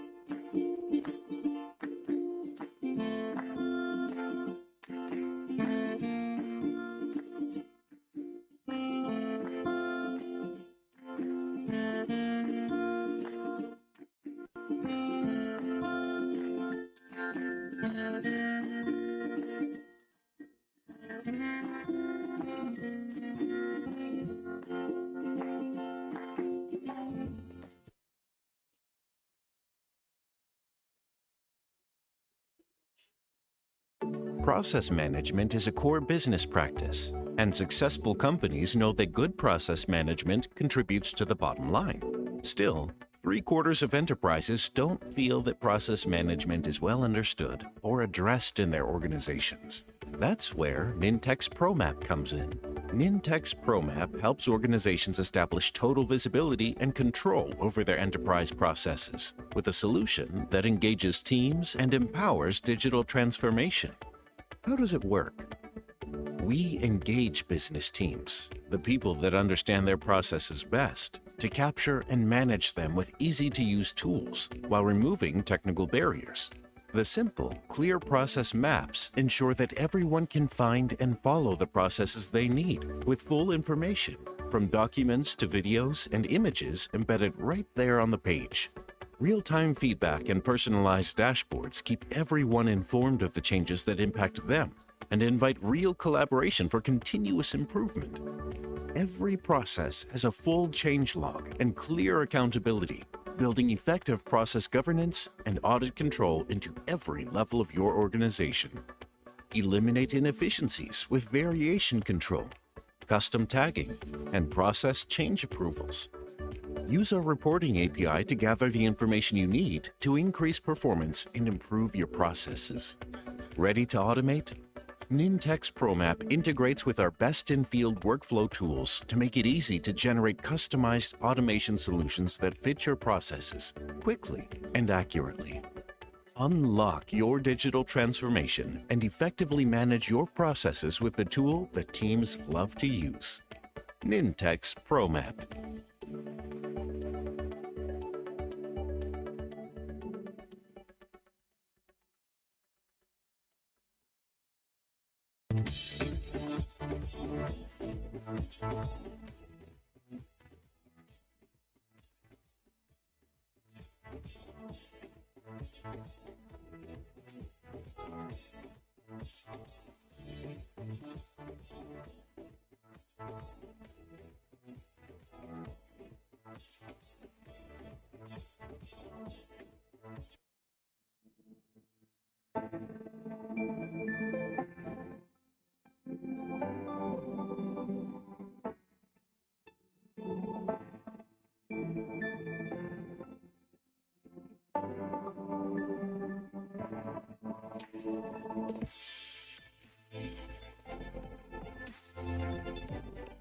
These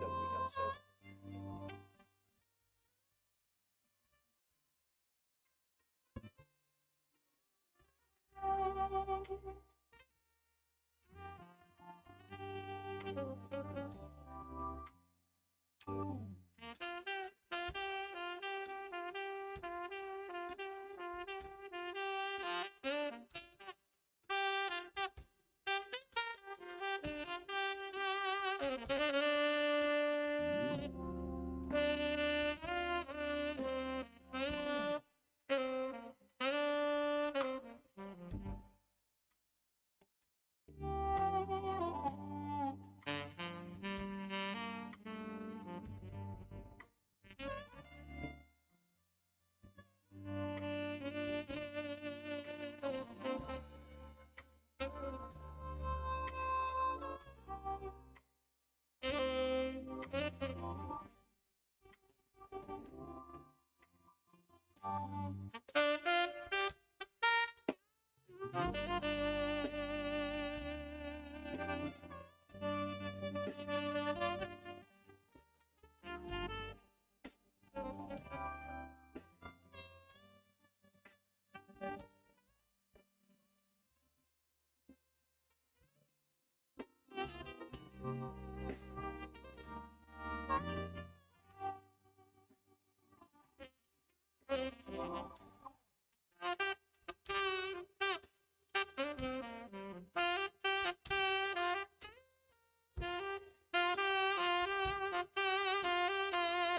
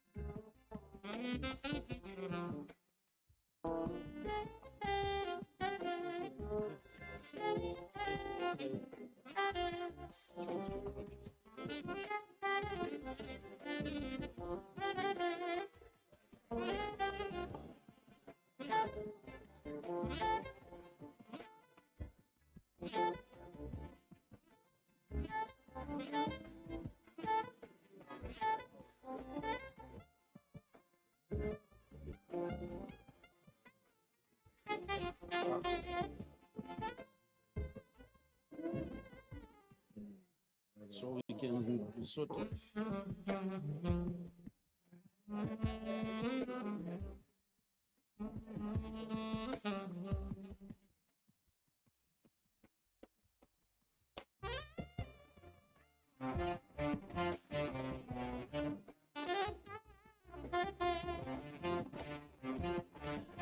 Ladies and gentlemen, if we can come back to the auditorium so we can proceed with our program.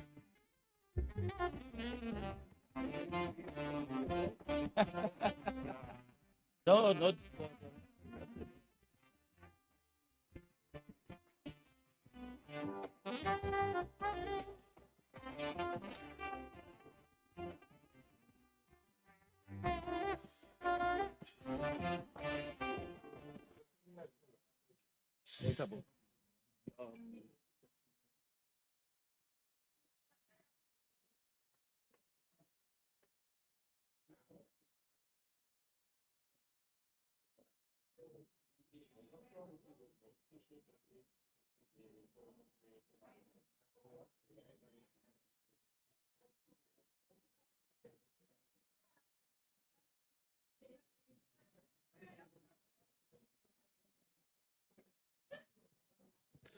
Ladies and gentlemen, by the T area, can we please come back and start?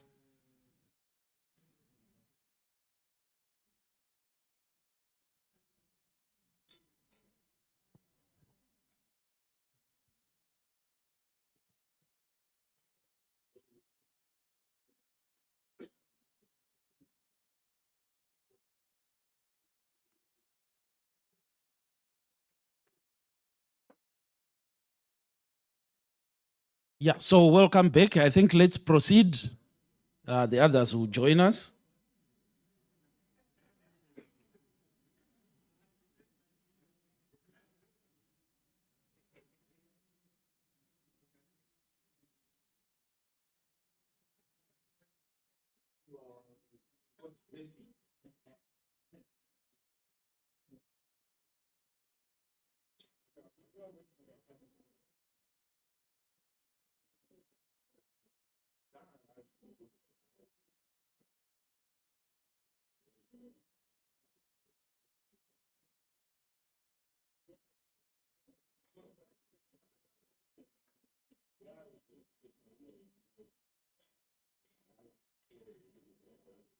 So I never introduced myself in the morning, but I'm sure by now you all know me, so I won't go there. I'm also a member of Rotary International, and we have this in every one of our weekly meetings. There is a 4 weight test that we do. And for those who want to join Rotary, by the way, this is a charitable organization. It's voluntary like PMI. So we go out to communities of disadvantaged groups and assist in the best way we can as professionals. So it's really a worthwhile cause. Please talk to me if you want an invitation. Come to one of our weekly meetings. Is it the truth? Is it fair to all concerned? Will it build goodwill and better friendships? Will it be beneficial to all concerned? So we are not allowed to lie. So if you commit to doing something or attending something as a volunteer, you must truthfully say, I am available and you are available. If you are not available, you are not available, but be truthful about it.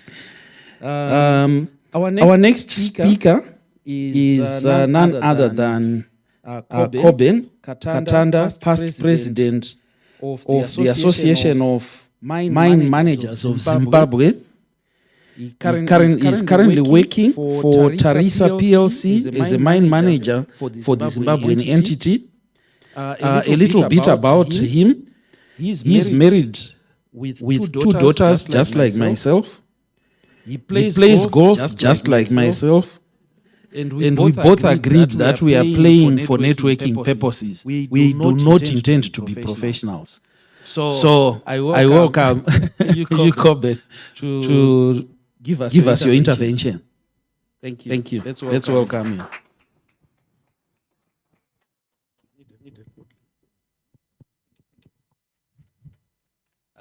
Thank you very much.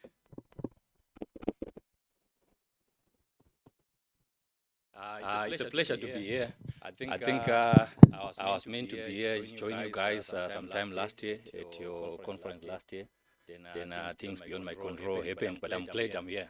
So I'll start by recognizing the board of directors, PMI board of directors, here represented by Roberto Toledo, the president of the PMI Zimbabwean chapter, Memory, all the members, delegates present.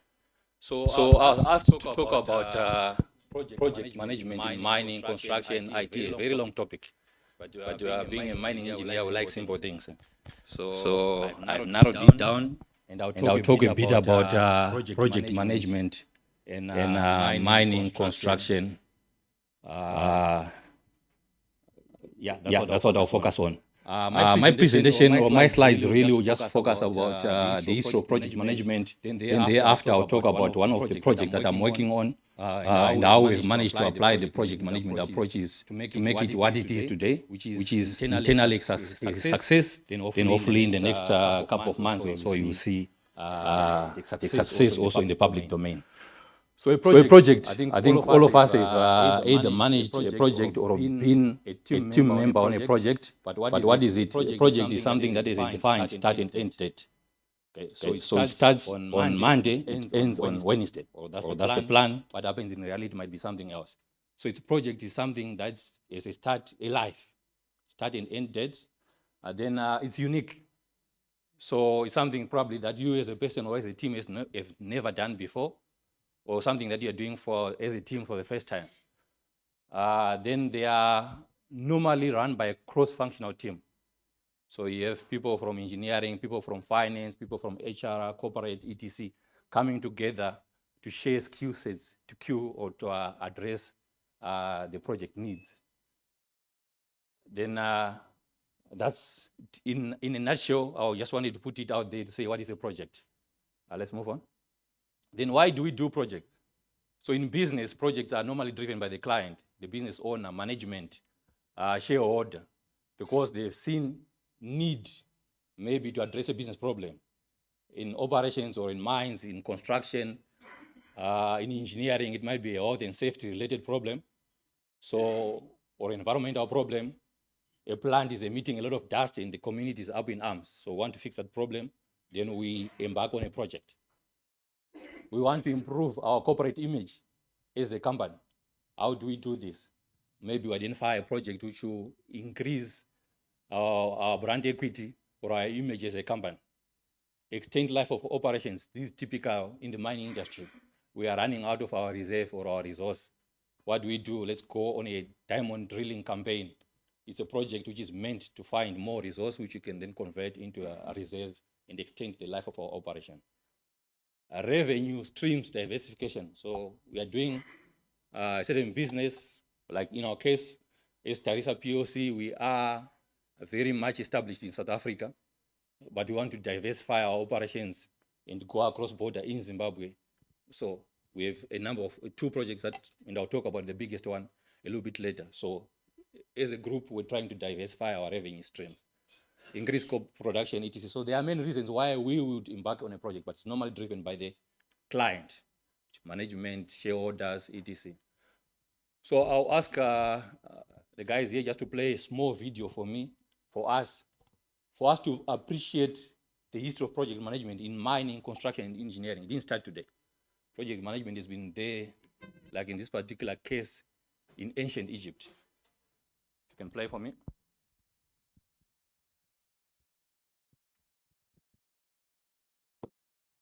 A voice from the past, like some sort of inherited memory.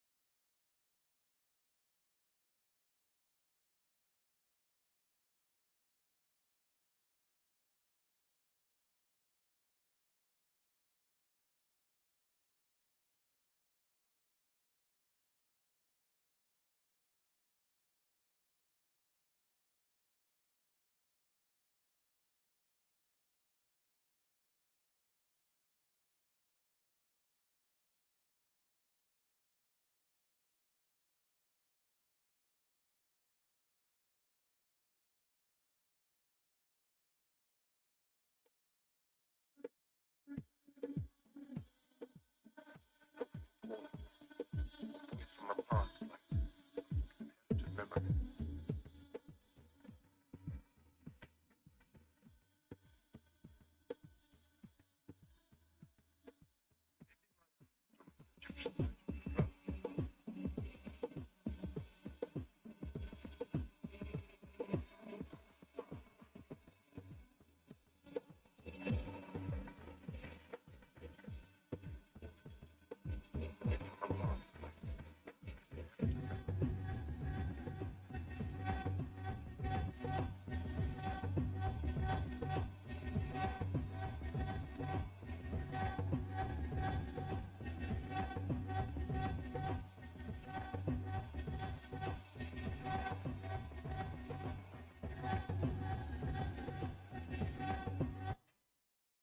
So there you go. So project management didn't appear in the 20th century. It has always been there. I think what struck me the most was actually the bigger section or portion of that video, the pyramids of Giza. So purely run on the project management approach. Worldwide, especially in the Western world, similar, if not bigger projects were also being run. But they probably had the advantage of using slaves, etc. But the Egyptians, no. Everyone who worked on the pyramids was paid for. But it was run successfully because they adopted the project management approach, which we are refining as we evolve today. So going on with my presentation, I'm just going to touch a bit about, so I said I work for a company called Tarisa PLC. Here in Zimbabwe, we have two operations or two companies already running, Saline Chrome Zimbabwe and Caro Platinum Zimbabwe. Then Caro is a number of companies. So I will run it as a small business case on, or case study rather, on Caro Platinum Zimbabwe operations, just showing you how we have applied project management concepts to make the project a success as far as it is gone, then eventually into fruition. So just, I don't have a pointer here, but just for you to have an idea, I know you probably have read in the newspapers about the Caro project, and most of you are wondering, where is this thing? So if you go along the Great Dyke, what we call the Selous Chamber or the Hartley Chamber, which is the area between halfway, or was the Zimplats Selous Metallurgical Complex, and Zimplats Nkezi. This is what I've put up on the map here. So to the extreme south, bottom of that map, that's where you have the Zimplats Nkezi, the mining section. Then in between Zimplats Nkezi and the red area is us. So the red area is more or less where the main highway cuts through as you're going to Gweru or going to Harare, depending on where you're coming from. So that's where our projects, both of them, Caro Platinum Zimbabwe and Saline Chrome, are. The white is your Caro, then on either flank of that white is Saline Chrome, where we are mining chrome. And Caro, we haven't started operations yet, but we're almost there. So we're trying to replicate what we're doing in South Africa, Marikana, where we have a very big, profitable operation, which is mining PGMs, platinum group of metals, and chrome. In South Africa, they happen to come as one package. Here in Zimbabwe, they're separate, but we're trying to replicate exactly what we're doing in South Africa. So that's just to geographically or specially orient you with respect to what I'm going to talk about next. Let's move. Yeah. So this is a bit small, but anyway, I'll talk through. So I've just put the key phases of the project from when you started and up to where we are now. Just to guided by the project management approach. So obviously within mining operation, the first thing is you want to find the resource. What do you want to mine? So from as far back as 2018, we started in the first block where we were doing diamond drilling to find the resource. Once we find the resource, then the mining engineers come in, then say, okay, there's platinum, but can it be mined? Can it be mined economically, where we are now converting the resource to the reserve? So that's the first phase of our project, which was mainly from 2018 up to around 2019. So 2018 first phase of drilling. Then we have to go back to recalibrate. Initially, the concept was we want to go underground, replicate exactly what Zimplats is doing south of us. But then we realized what God gave us does not allow us to copy what Zimplats is doing. So we threw that out, went back to the drawing board, then started working on finding open pitable resource. Actually, the underground resource was there, but we're looking at how do we go into operations quickly, because we wanted from 2018, the ambition was 2023, we have to be in operation, which I can tell you for a fact in country here and in most operations worldwide has never been done, where you go from day one to look for a resource, then you want to be in operations in 5 years. Then after we found the resource, we went to now designing the plant. Okay, we now have the resource. What plant do we want to see? In Tharisa, in the group, we are so big on innovation. Our operation in Marikana, there was lone min before. The operation failed to take off. I can't remember who was the operator before that, but they did exploration and just discarded it because it's a low-grade resource. But in the group, we are so big on innovation. We want to do things differently. If you go to our Marikana site, our plant, we just feed platinum and chrome in there. Then you start separating the two. If you feed platinum on its own, you don't make money. If you feed chrome on its own, you won't make money. But if you feed them as a package, you make money. So on the Karo Platinum project, we went exactly with the same thinking caps. We did a lot of engineering, reverse engineering, and in most companies, because we're looking at a complex which is supposed to do about 200,000 tons of run-of-mine ore every month, so it's fairly big. In most companies, you probably go EPCM or EPC route, but ourselves, we do things differently. So we design the plant ourselves. We have a R&D department or a company, it's actually a company in the group, which designs or does research work for ourselves and for other people. So they got their hands dirty and worked on that. Eventually, we came up with the design of the plant. Then we started looking at factors of production. We now have the resource, but we don't have other factors. We now have a plant in our heads which we want to run. So looking at water, the people, electricity, especially water and electricity, in our case, were the biggest issues. Then water, factors of production secured, we went into the next thing. How much do we want to do this? Then like any investor, if you're putting money into a project, you want to understand what is the return on capital employed. And like I said, we're operating in South Africa, a number of operations besides the Tharisa mine. Why should I put money in Karo and not in Tharisa, for example? So the project management, financials, a lot of brainstorming, a lot of optimization, a lot of throwing out conventional thinking to make the project viable. Remember, I said we wanted to go into operations in 5 years. So for you to go in operations in 5 years for a big project like this, normally you could do pre-feasibility, feasibility, bankable feasibility, that probably takes away 3 years. Then you start going to beg for money. But ourselves, we're doing all those 3 things in parallel at any given time. By the time the pre-feasibility was done, the bankable feasibility was also done. So the project existence now is an investor magnet. People want to put their money to get it, to be part of it, because we have really systematically followed the project management approach in all the various phases. And the different thing, like I said, is we have a project management company within the group. So the project is managed by owner project managers. And these project managers, obviously, because this complex, supported by various consultants who are technical subject matter experts. So in terms of timeline, which is the last block I have on the screen there, the ambition was, let's go for the project 4 years. Initially, I think us in technical, when our chairman put the dream out there, we thought this old man is crazy. How can you go and start to plot holes on paper, then eventually go to drill, then produce the first ounce of platinum by December 2023? Let's go. So the key attributes of the project, which is the Karo Platinum project. So like I said, the group ambition, or what is driving the group to implement the project, is need to geographically expand so that we de-risk our revenue streams. If things are down in South Africa, Zimbabwe can support the group and vice versa.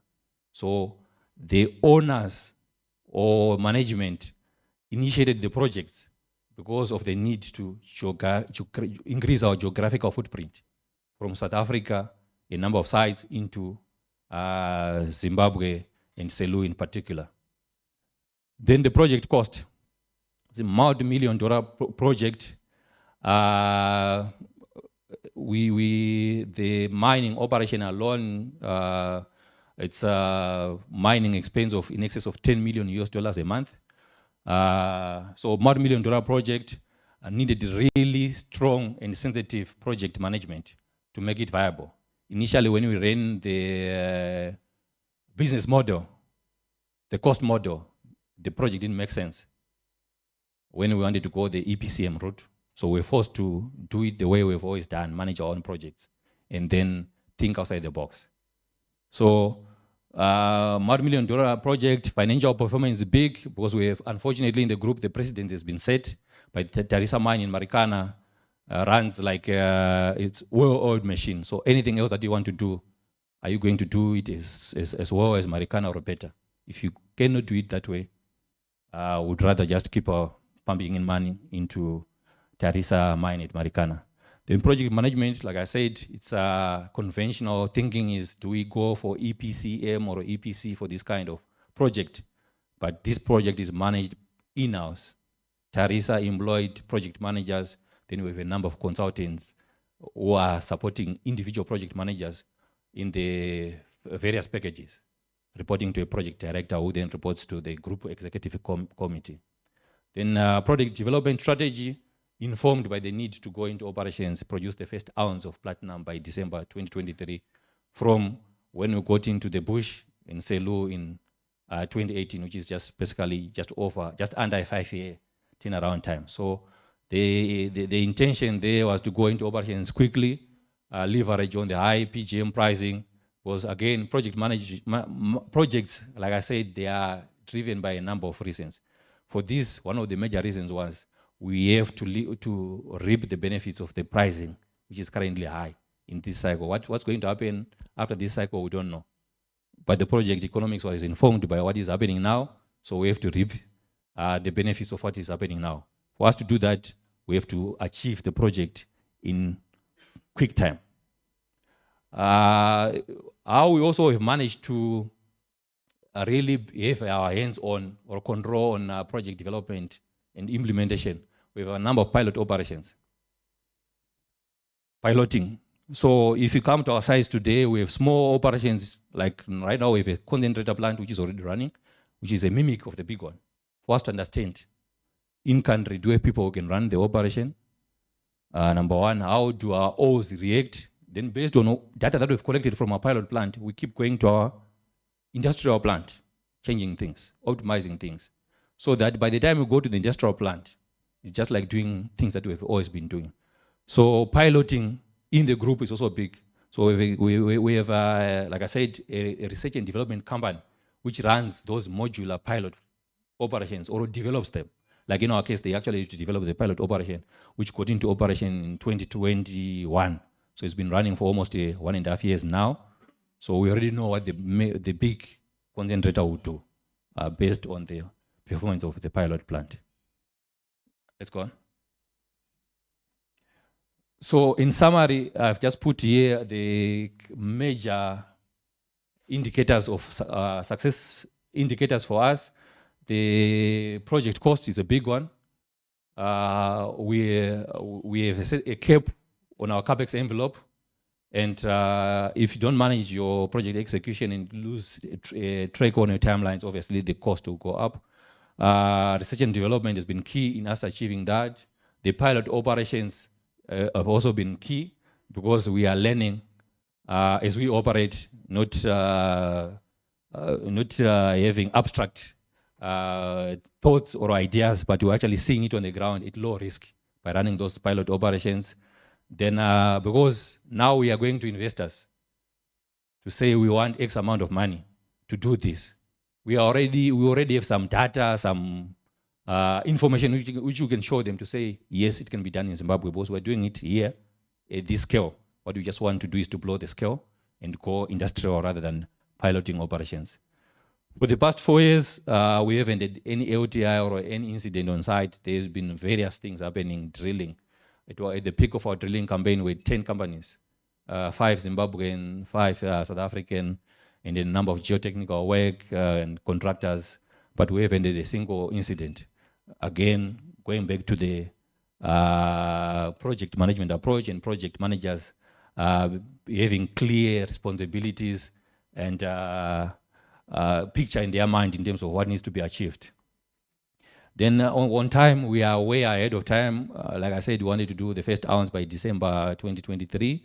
We actually should be breaking ground for the mining operation this October 2022. Then the plant construction also is starting on the ground this July. We expect, as it stands now, by around October, November, to have the first ounce of platinum coming from our phase 1 concentrator. So this will be a state-of-the-art integrated PGM concentrator complex, which will be delivered in a 4-year timeline from when the first drill hole was drilled in Ngezi.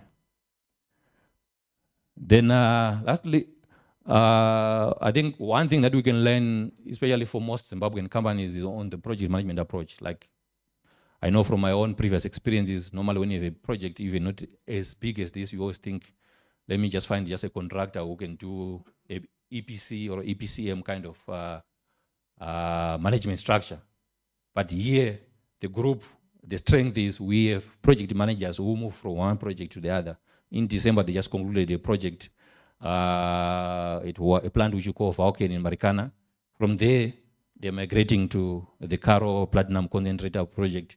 Once they're done, they're moving to another. So these guys have hardcore experience managing projects, delivering projects on time, on cost, without any safety issues. So I think it's a decision that can be made, that has been made in Tharisa in this case, to say, this is how we execute on our projects. And if you compare the capital requirements of EPCM and the way we are doing it, learning from pilot operations, coming to do reverse engineering and optimization, etc., our project is actually costing about 50% of what it would have costed if we just gone there blindly and just gone to a shelf and say, give me that ball mill, give me this, give me that. But we have learned from the pilot operations, so now we know what we need. We know that the ball mill at Zimplats is not what we need. We go to the supplier and say, make this, that for us. So that strategy is proven, it's been tested and is working. And I thought here with project managers, prospective project managers, it's a small share that I can make so that we learn a thing or two. I think this is my last slide. Thank you.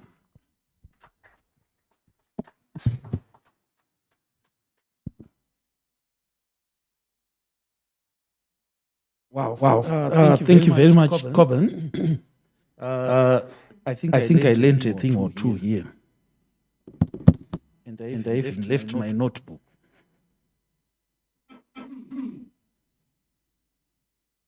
Two terms that I picked. EPCM, I did not know about this. Like Roberto said, never stop learning. When you hear something new, go and find out. Dig deeper, dig further. EPC, engineering, procurement, and construction.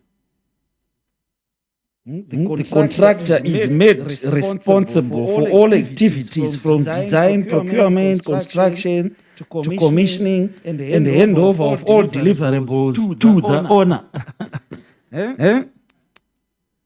And EPCM, engineering, procurement, construction, management, a head contractor is found who manages the whole project on behalf of the client. So Tharisa then has the skills in-house. So they didn't want to waste money by finding someone and explaining everything. Again, I think it speaks to mindset on how you can execute through reverse engineering. Wow. My mind is blown. I have too much to research.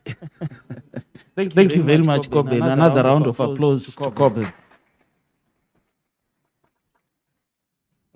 So what we're gonna do now is to get Coban and Roberto to come up for a quick question and answer session, and get the delegates to ask you some questions they may have. Because yesterday, many questions from some delegates, and you touched on very important things they were asking. They were asking, and I was just trying my best to answer, but you are the experts. I think you will give the correct answers. Which methodology do you use? Some say the traditional. No, don't talk about traditional. Talk about agile. Talk about hybrid.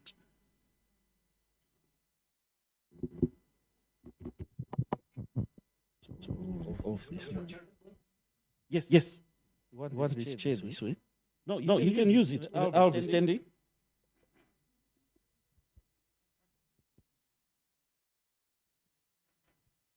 You can also come this side. And Madam President, we will ask you to come up as well. No, are there enough? Roberto, you can come and take a seat. Yes. We'll just move that. We just need 3.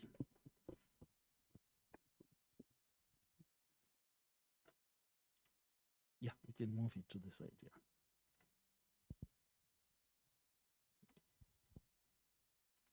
Awesome.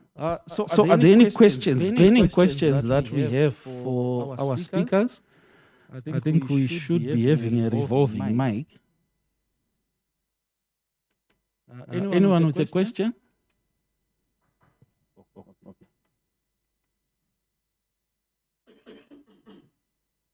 Please state your name, where you are from, and proceed to ask.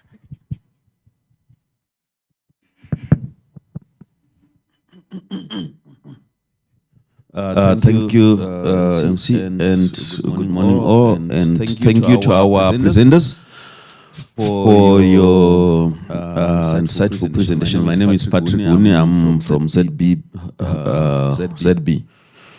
It's going on be known just as ZB going forward. ZB Financial Holdings. I have a question for Roberto, and one also for the last presenter. So I've already Mandit Zimira. Okay.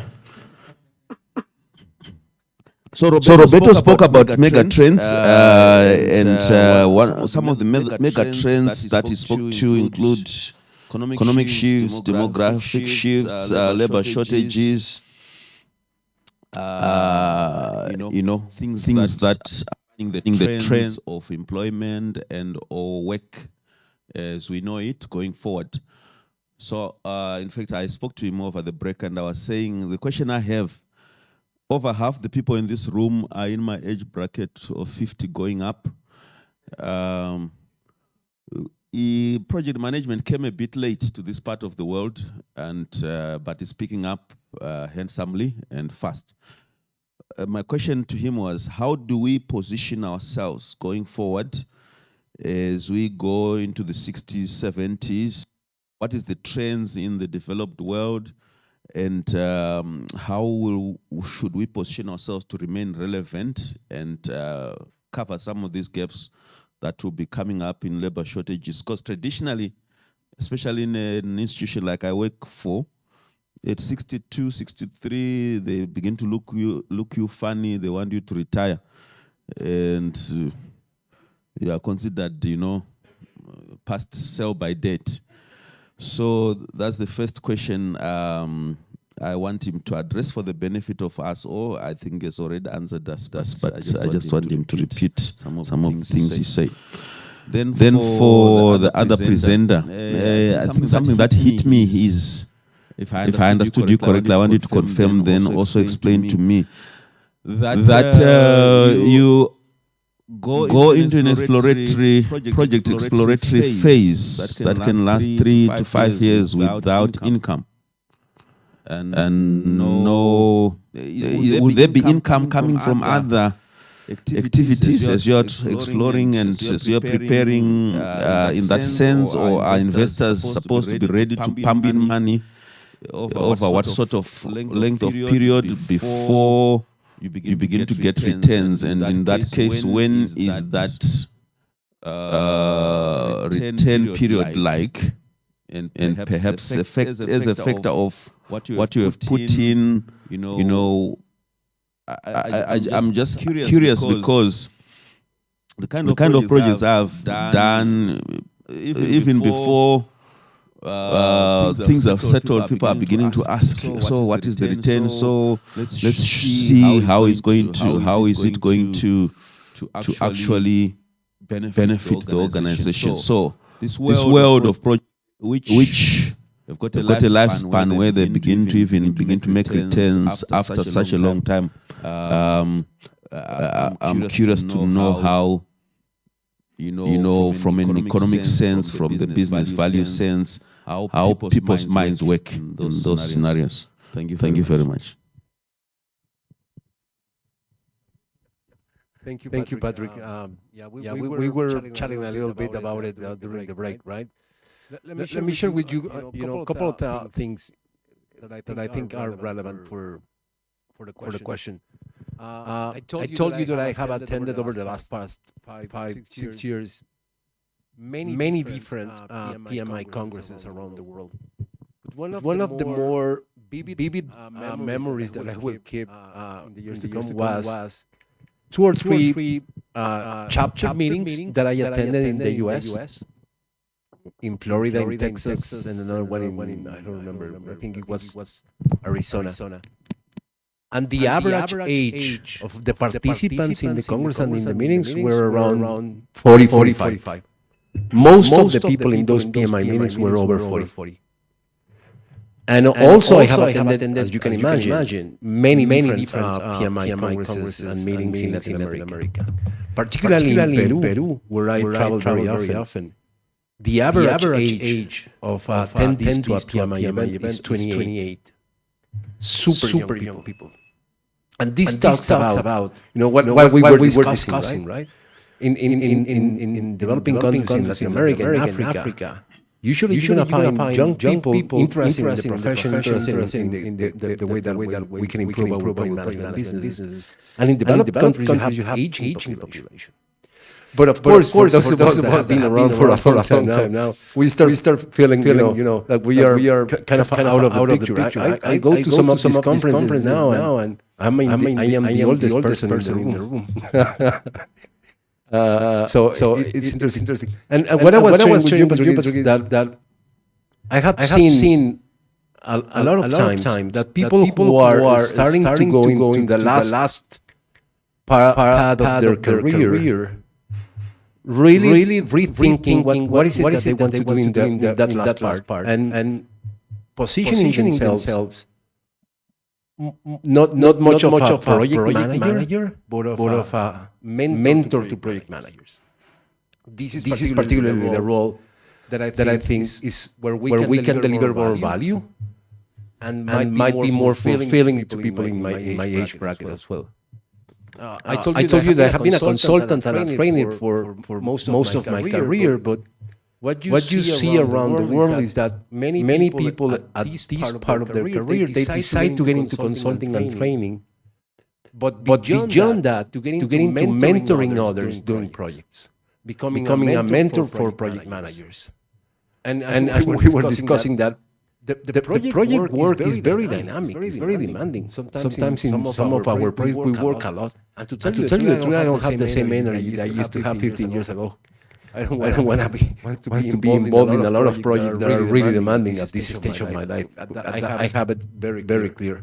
I prefer to devote my time more to training and to be a mentor to those that are doing the actual projects. Based on the experience and the knowledge that I have gained over the years, I think that is where I can deliver the more value. And this is not necessarily only my idea. Within PMI, a couple of years ago, one of the strategic pillars that we developed for the organization in order to provide what practitioners need was a strategy that we still call 5 from 75, which says that as an organization, we can provide you with knowledge, content, development, certifications from a very young age. Kids in the school can receive project management training in order for them to become better at managing their school projects. And some of you might know that the Project Management Institute Educational Foundation is basically devoted to this, to provide training to kids in elementary and secondary school, so they can learn from a young age how to better manage their projects. Of course, applying that to their school projects. Also based on the trend that project-based education is usually defined as the future of education. In the future, kids in the schools will learn through projects. So we see a lot of value in that. But also, on later stages of life, we have different needs. And what we have defined for the later stages of a professional life between the ages of 50 and 75 is that the tools that we need in order to provide value to organizations and receive a fulfilling reward from the work that we do is to become mentors, to become coaches to others.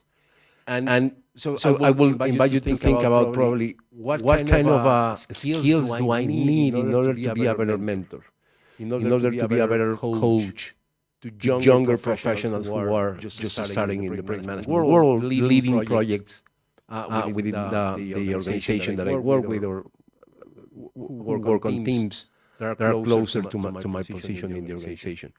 And you can do that either internally in the same organization that you're working with, trying to position yourself as that mentor, or independently, becoming a consultant or a trainer, if that is something that you want to do for that's part of your professional life.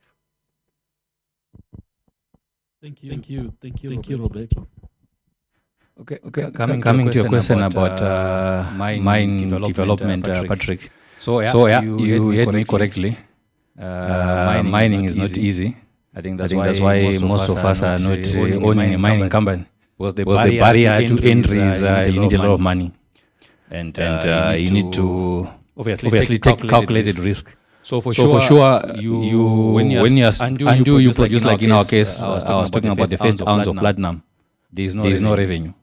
You are just going to the shareholder to ask for money, anything that you want to do. So I think the key thing is exploration is taken in various smart ways, or smart steps rather. So initially people do desktop studies. Someone comes to you and say, I have a platinum or a gold deposit out in Victoria Falls. So the first thing that I would do is go to the Ministry of Mines, look for their bulletins from where back. Is there anywhere where gold is known to be found in Vic Falls? Of course, sometimes it was in Zimbabwe in particular. We haven't done extensive exploration prior. Sometimes we have surprises. But if you go to that bulletin and then someone says I found gold in Hwange National Park, obviously you know this guy doesn't know what he's talking about. So if you after desktop studies, because desktop studies is just reviewing literature that is available, that doesn't cost money.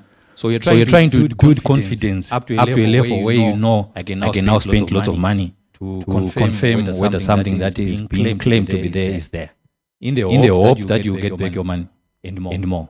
So typically mining projects maybe you're looking at minimum payback period of 5 years. So you pump in money, like in our case for the past 5 years, they've been the investor or the shareholder has been pumping in money. Then we start producing in 2023. So from 2018 to 2023, years below the line. So year one is actually 2023. So 5 years from there. So it's basically 10 years. At least from year 5, which is 2023, you're not pumping in money, but you haven't gotten your money back. So that's why I mean you see the mining moguls, they have lots of money because they deserved. They would have taken a calculated risk and pump in a lot of money. But when it starts coming back, you get your reward back. Wow, it's like raising a child. They only graduate at 24. You have 24 years to prepare them before they become independent from you. Hopefully. Again, it's a calculated risk. Because they could graduate and still stay at your house, eat your food for another 10 years. Awesome. Any other questions? Yes. Thank you very much, Chester. My name is Rob Bikoko. I'm from CBZ. I would like to pose a question to Roberto about two questions rather. Thanks very much, by the way, for a very good presentation, full of good information. Thanks. Right. My question is also related to what Patrick has already asked, but it's a different dimension. Where you mentioned about that there's going to be a shortage of knowledgeable workers, so to speak, around the globe. I'm just wondering if this also applies to Africa, particularly Southern Africa. If you come to Africa here, you see that the opposite is what is actually happening, where we have a shortage of employment, where we have massive loads of graduates who are ending up indulging into toxic behavior and so on because they don't have employment. Further to that, you also highlighted that we're going to lose institutional knowledge because of us having retired and so on. Related to that again, you see that the opposite is what is actually happening, coming close to home, Zimbabwe. This is a serious challenge of employment shortage, right? Then the other part of the question is about the new ecosystem, where you said that as project managers, we now need to collaborate more, which is really that's really a very good noble idea. But where I saw something where you were showing that we can apply machines which is more like robotics. I was just wondering now to see how do we apply robots when you are handling a project. From where I sit, I thought probably robotics comes into play after implementing a project when something goes into production, into operation. And if so, since most of the projects are unique and it's like a temporary endeavor, right? If say you have acquired or developed machines for one project, how will you now use those other machines to a new project? Probably they won't be able to work as soon as you move to another project, they become irrelevant. Right. That's for yours, Roberto. Whilst I still enjoy the podium, I can also go back to my good friend from mining. Koben. Is that how you pronounce your name? Koben or Koban? Okay. Right. It's related again to his question. I'm wondering, the pilot approach, is it this or is the ideal approach? Thank you. There were a lot of questions. I can't remember everything. So as I was, let me see if I get the first question straight out. The shifts in population and the relationship to labor shortages. As I mentioned during the presentation, these labor shortages, you can see those primarily in developed countries, in the United States and Europe. This is where you are seeing that they don't have enough people to fulfill the project management-related jobs. Because they have an aging population, they have less resources available, and also you have a lot of people that after the pandemic, they decided to go on a different route. I have a very good friend that was laid off 2 years ago, and with the money from that he got out of the severance package that he received, he's investing that money in the stock market. I spoke with him 2 months ago, and I said, so what is your new job? I said, I don't have a job. I just basically stay in my home all day in pajamas, and I'm investing that money, and the monthly income that I'm receiving is quite reasonable. I don't have to go to work. Of course, that is a particular situation, but many people is deciding to do that. So this is what is creating labor shortages. But in those particular countries, not in the majority of the countries in Latin America, some countries in Asia, and certainly not in Africa. Where I live is exactly the same. People going out of the university doesn't have enough opportunities. There are not enough jobs for knowledge workers in many of our countries.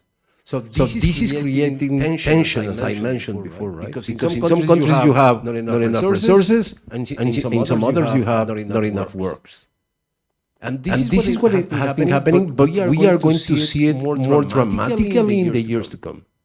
So as I mentioned before, there can be a positive outcome, which are projects where parts of the work are done by people who is not living in the same country.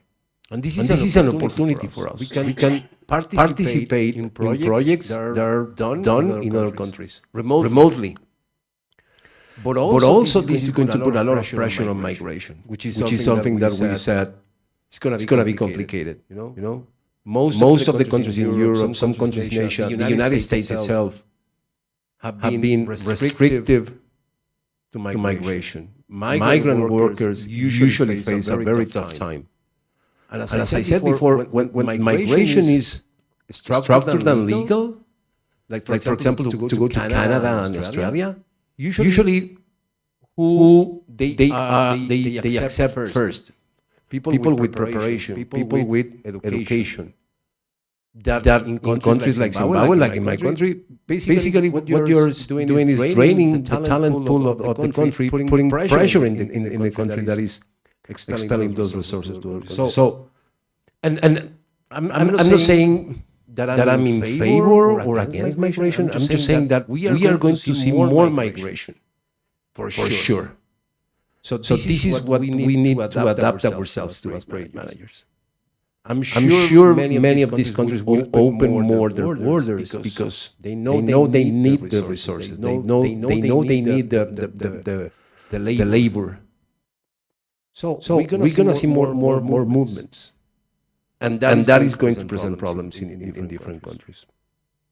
And this is something that we need to be very cognizant in terms of how we do our own projects. That was the first one. Remind me about the second one. Robotics. The robotics. I was thinking on when you were asking about it. When someone talks about robots, what we usually picture in our heads are these robots that are working on manufacturing lines, right?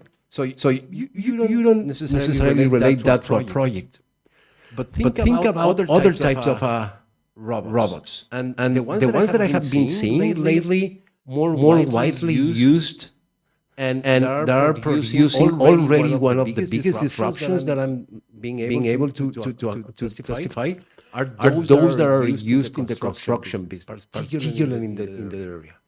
Today, there are much more construction being done using robots and 3D printers that just 2 or 3 years ago. The Chinese again, they are already doing house construction using 3D printers, completely automated robots to build a full house. The construction industry particularly was somewhat left behind in terms of technology improvement in the 90s and the first decade of this century. But now we are seeing much more technology disruption in that industry in particular, in the construction. And I'm sure in the mining industry is the same. Where you can use robots as part of your project. They are becoming somehow, quote unquote, part of the project team. Do you need to lead them and motivate them? No, it's a different relationship with them. But yeah, they are very widely used in many different types of projects. And we are going to see more of that in the next upcoming, for sure. Even in developing countries like ours, right? Zimbabwe, Africa, and Latin America. Sounds fair?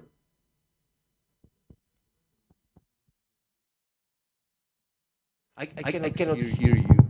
Sorry.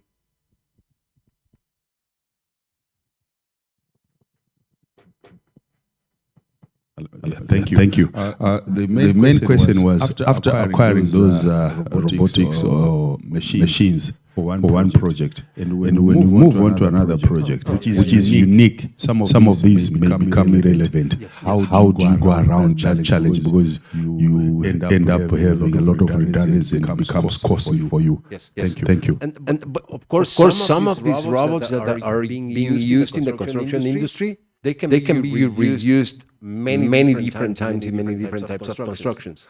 Most of them are standard tools that we can use in many projects. But I'm sure there will be some other that are specific to a particular project that you will have to not use discard in the future. And this is cost added to the cost of the project. Now, in the end, particularly with for-profit companies, it is a matter of value provided. Why we are seeing more robots being used right now? Because the cost of many of these robots have been going down in recent years. If it is cheaper and more efficient for a particular project to use a robot rather than human labor, then it makes sense. If not, keep using human labor. In a for-profit world, it's about the value that you are producing, and the decision should be based on that. What is cheaper? What is more efficient? I don't have the exact number, but one of the presentations that I did a couple of years ago talked about the cost of certain types of robots being reduced by 10 times in the last 3 or 4 years, and more likely we're going to see those costs continue going down. So at certain point it will be way cheaper to do certain tasks using robots than human labor. From a company point of view, that is how you decide. From a society's point of view, that's a whole different story and a whole different conversation. Thank you. Okay. Go ahead, Rob. I think the question was, is piloting always the best? Confirm? Okay. So I think there are many ways of skinning a cat, so they say. In our case, in the case of any owner or investor who wants to execute a project, we are driven by so many or a few goals or intentions and also constraints. In our case, we want to execute a project with a very or minimum capital footprint.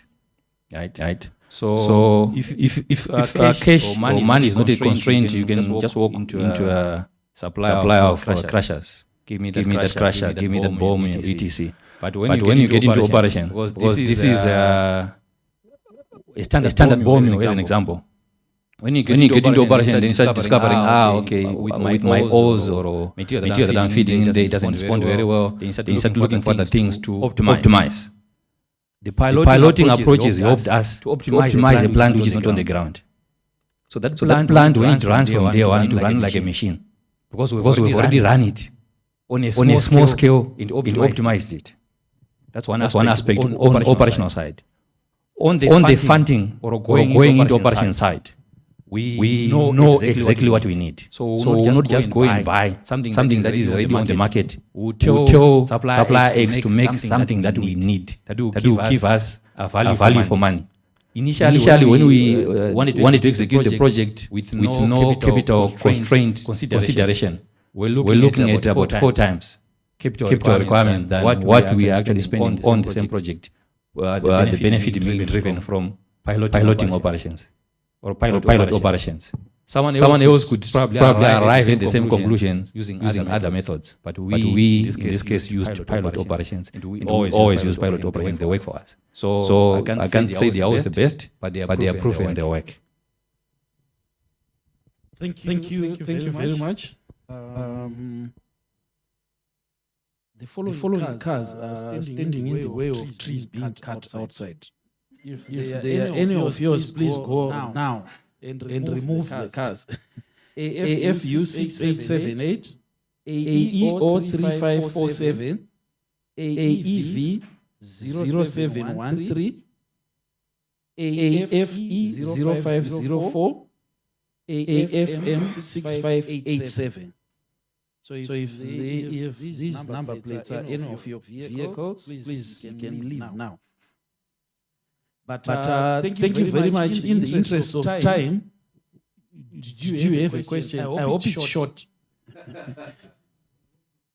I want to take one. In the interest of time, there's something else we need to do. I have the mic. Okay, I'll give you one more. I'll give the lady. There were two gentlemen, so we have two ladies. Yeah. Okay. So Roberto, this is more introspection from an African project manager. Because I think we're all asking you, so if we all move to these first world countries where things are not going well because of this changes, pandemic issues related, obviously if you look at what's happening in the aeronautic industry, the aviation industry, things are collapsed, almost going to collapse right now in Europe and headed that way. But in other parts of the world, they're thriving. They're turning away Emirates from Europe because they're saying you're too efficient. So you need the labor. Where's the labor going to come from? Africa has got it. We are young. We are spirited. But if you take that labor out of Africa, you create a bigger vacuum. We have a $1.3 trillion infrastructure deficit that we have to chase for up to 2040, and it's going to keep growing. So if we all as technical project managers go out and fill the gap in the first world, where the first world is going into the fifth industrial revolution, what is going to happen as PMs? Should we not be looking at what is going to happen to the African continent in terms of filling that gap, and how do we address it? If we look at the triangle, it's talking about us actually executing the project and how we do it. But I would like to understand where PMI is thinking in terms of the future African project manager to say how does the project manager get involved in the actual creation of the project before going into the triangle. So that's my question to you, Roberto. And then to Corbin, brilliant. Sorry, I didn't tell you. My name is Libazi Sochizwina from ZEDA. So I am your regulator. But I'm not talking as a regulator. I'm not asking you as a project manager to say brilliant that you've managed to get your project off on time. What I'd like to ask, because a lot of mining projects in Zimbabwe don't achieve that, is how have you managed to keep it on track? And are you really on track to give us that? I don't know how many. Did you say tons of lithium by the end of 2023? So how are you keeping that project on track, especially for such a difficult kind of mining? Thank you for your introspection. I completely agree with you. And it's a great way of looking at this. I'm not promoting that we empty the countries where we have jungle population and move those resources to more developed countries because that will produce even more problems in our areas, for sure. I'm just stating the fact that is very likely to happen. So we need to be prepared for that. We need to be aware of it, and probably we need to create the right incentives for people to remain in our countries. Create the work and the projects from a society point of view in order to make more appealing for an individual to remain in their country rather to migrate to another country. Of course, that is at the government and organizational level. But what we can do as project managers, which is kind of a the same question that you had, and there is no simple answer, and there might be many different aspects of this.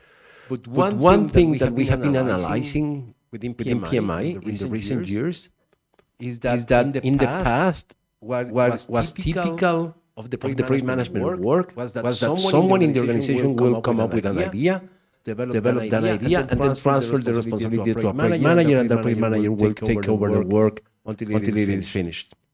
More and more, what we are seeing is that the same individual will work on the creation of idea, and then move idea forward through the execution of a project. So one of our new responsibilities is to be involved in the innovation process of the organizations.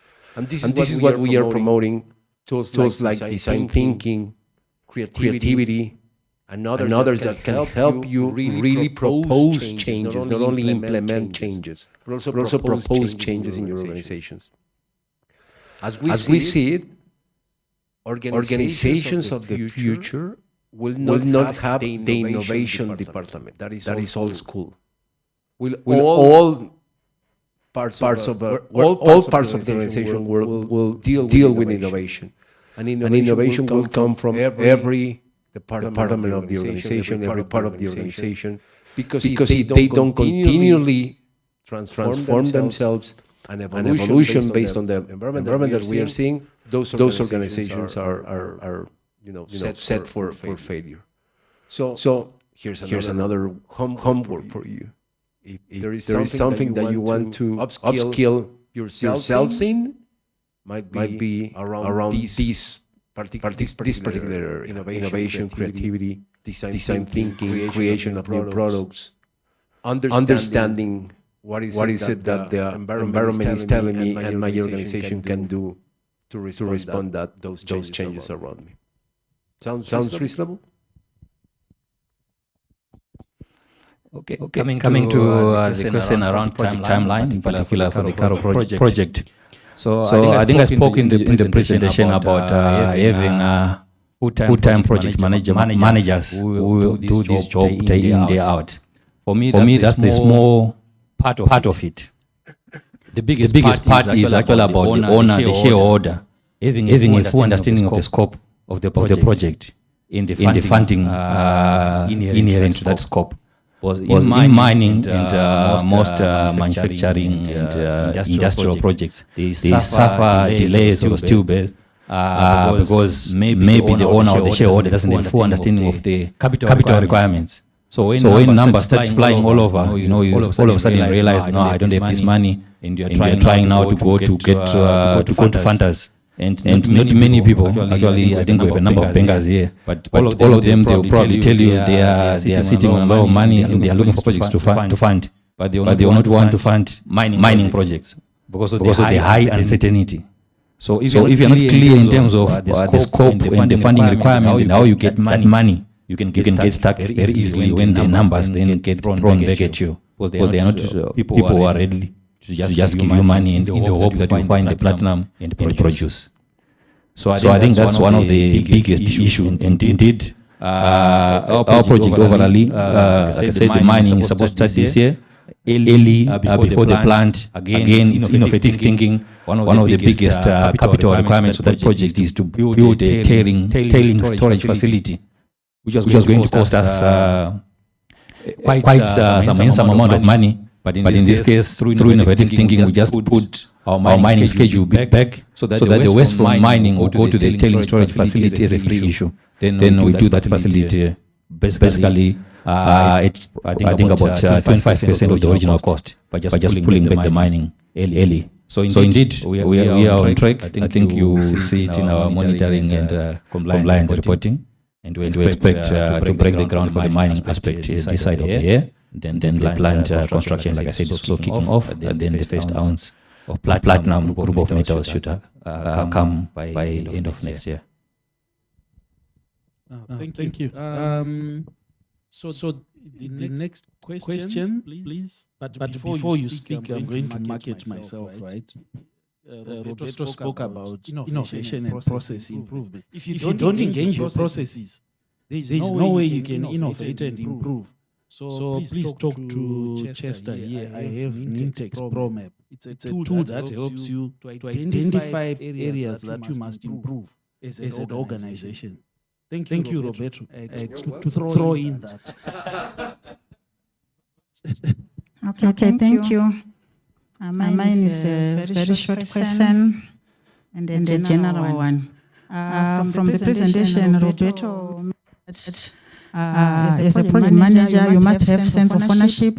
You must feel like the CEO of a project when you are running the project. I should step up as a project manager and make the profession shine. If I had so I wanted to ask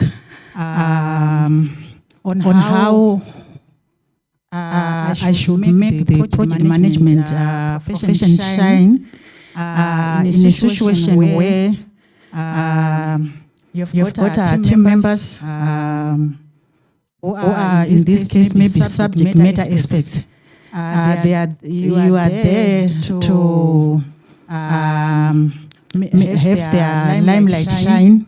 But in this case, they think that you, as the project manager, you are trying to steal their limelight. You engage the project, you engage the team members, stakeholder management, you engage them, you sit down with them, you explain the objectives of the project, the benefits that we will realize, and emphasize the need for collaboration. The team members or subject matter experts will appear as if they have understood. They've understood you, but their actions will speak louder than words. So in this scenario, how best will you make the project management profession shine out in this scenario? Thank you. Please introduce yourself. Oh, sorry, I'm Eileen Mchema from Net1. Thank you, Eileen. Great question, and I have been asked this question so many times, and not always, have a great answer, because it is people is like that. People is great to work with, but they can be really difficult to work with, right? And let me give you just a couple of ideas first in regards to this. First, when Antonio talks about changing the mindset, being like the CEO of your own project, and which will allow the profession to shine. I think the main thing here is to change about the mindset of the outcome of the project. And let me give you a story. I started teaching project management at the university 23 years ago. When I started teaching project management, I used to say to my students, your main objective as a project manager is to deliver your project in time, scope, and cost. And that's it. This is what it is expected from you, and you kill everyone that is on that way. But that's it. How wrong was I? The main objective as a project manager is to deliver the outcome of the project and produce benefits. Produce benefits to the organization that you're doing that project to. For sure, in order to produce the benefits, you need to deliver on time, on scope, and on cost. But the main goal is not to produce on time, on cost, and on scope. Is to produce an outcome that could deliver benefits to the organization. That is a mindset change. When you think more of an entrepreneur, more of a CEO, you think about the value that you are producing, not necessarily finishing on scope. And these might, not necessarily, might help also motivate the members in your team. You're not doing activities. You are not meeting deadlines. You are not complying with a budget. You are producing something of value that will generate benefits to the organizations that we serve. But also, people might be motivated by this, but also some people are also motivated. But and what's in it for me? What kind of benefit do I get? And to be honest, different individuals appreciate different types of individual benefits. For some, it might be the challenge of doing the thing. It might be the challenge associated with the project. For others, it might be the relationships that they can create. The network that they can develop out of that project. And for some others, it might be money. Pure and simple. So the really complicated task of a project manager and the organization that supports that project manager is to provide the right motivators for the team members. And if the motivator there is the challenge, you might be having problems with the person looking for money. If the motivator is money, you might have problems with the person looking for the challenge motivation. It's not easy to really engage everybody in a team to accomplish a project. But those ideas might give you some hints on where to work on. Oh, thank you very much. Maybe I'll ask Madam President just to round off this question and answer segment, and we move to the next phase of our program. Okay, good afternoon, everyone. Would like to thank Roberto and Coben for their presentation, so insightful, and the questions that have been raised. I'm sure everyone here has got take homes, loads of take homes. So this afternoon, would like to. I'll be leaving shortly. I'll not be able to be with you throughout this conference. I've got another meeting in South Africa tomorrow. So we'll round off this presentation. I'm sure all our answers have been answered, and we are all ready to move to the next step. Thank you. PP, if you can, past president, if you can come for a photo shoot, a quick photo shoot as well with our presenters before we ask also the PMI board to come up so that we can know you.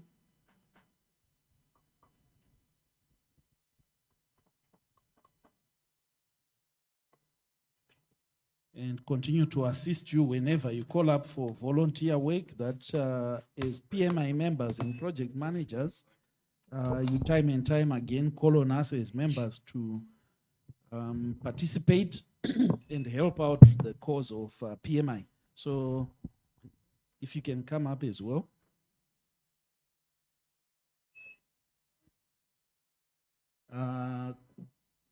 Engineer Silly, can you also come for a photo shoot because we were presenting here? We can't miss the coming now.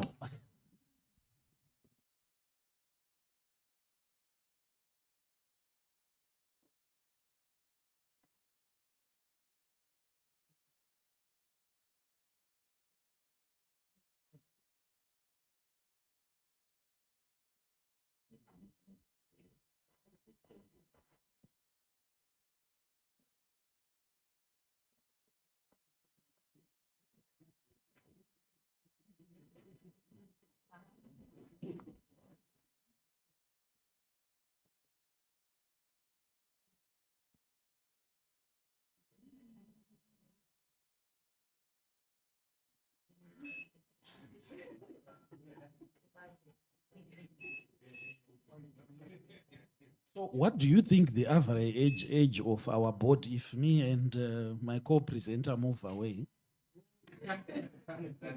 Because I want to challenge the young people to come and join this board. Next year we want to see a different representation. At least there's one young person over at the end there. So that's a challenge to other. No, I'm saying for the ladies. Extremely young. So that's a challenge to other young ladies to join her. And also on the young men's side, those two are considered youth according to Deputy Minister of Youth or the Minister of Youth. But we still want younger people than these two young people we are seeing here to come and challenge for these positions and get in. I think Silly gave that challenge yesterday. So even us, I don't want to come here and MC next year. We want someone like this young man here. So thank you so much. And I'll hand over to Anesu. I think is there something you want to do with the board right now? Yes.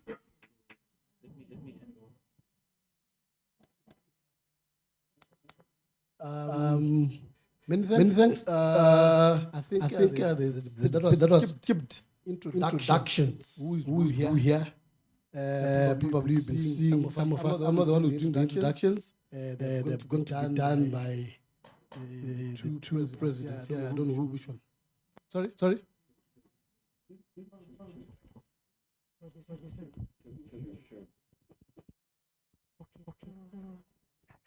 Thank you.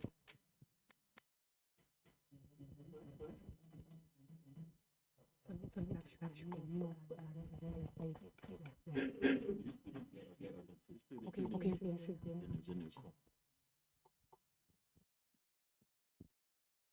Okay, so I would like to introduce to you the chapter board. You see all the beautiful work that is here. These are the brains behind all this. And we are all here, like Roberto pointed out, on volunteer premises. PMI is premised on volunteer work. So I will start from my left. We have got Kudzai Foroma, our VP Finance. Next to him is Tawanda Tapfuma, our VP Communication. Next to Tawanda is Kao Paradzai, VP Events. Musa Aufai, next to Kao, our VP Admin. Next to me is Lona Moffat, VP Membership. Then to my right, we have Robert Tarona, our VP Professional Development. And Anne Suvere, VP Marketing.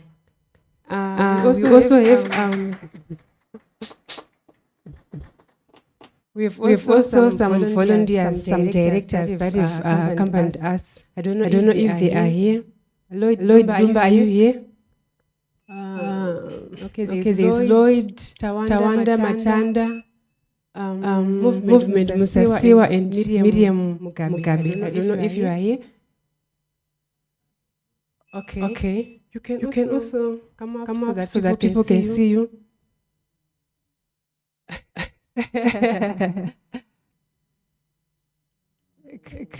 Yes. So the work is great, and we need more volunteers. So we are calling upon you all people to come forth and help us so that our chapter grows in leaps and bounds. Okay, so we have Miriam and Movement. Thank you.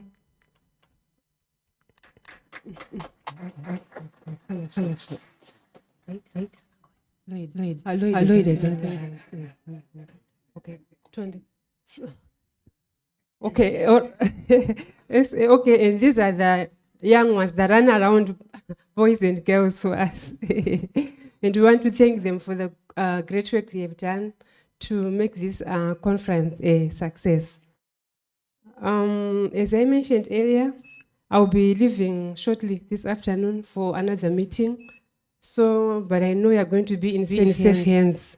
Musa Aufai will be acting president whilst I'm away, but I know you will be in safe hands. And also we have our past president Flavius Kofi here with us. I'm sure whatever, you also be there with the rest of the team. I thank you.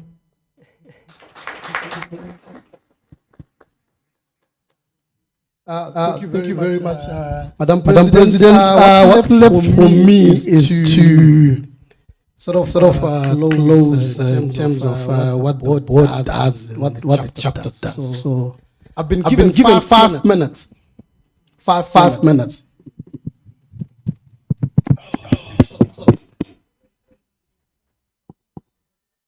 May I please have my presentation and pointer? Thank you. They gave me 5 minutes because my fellow board members say when Anis starts speaking, he doesn't stop. I think it comes with the portfolio. You don't speak a lot, but you make sense, I guess. When you speak a lot, then it means that you're not making any sense. Is that all right?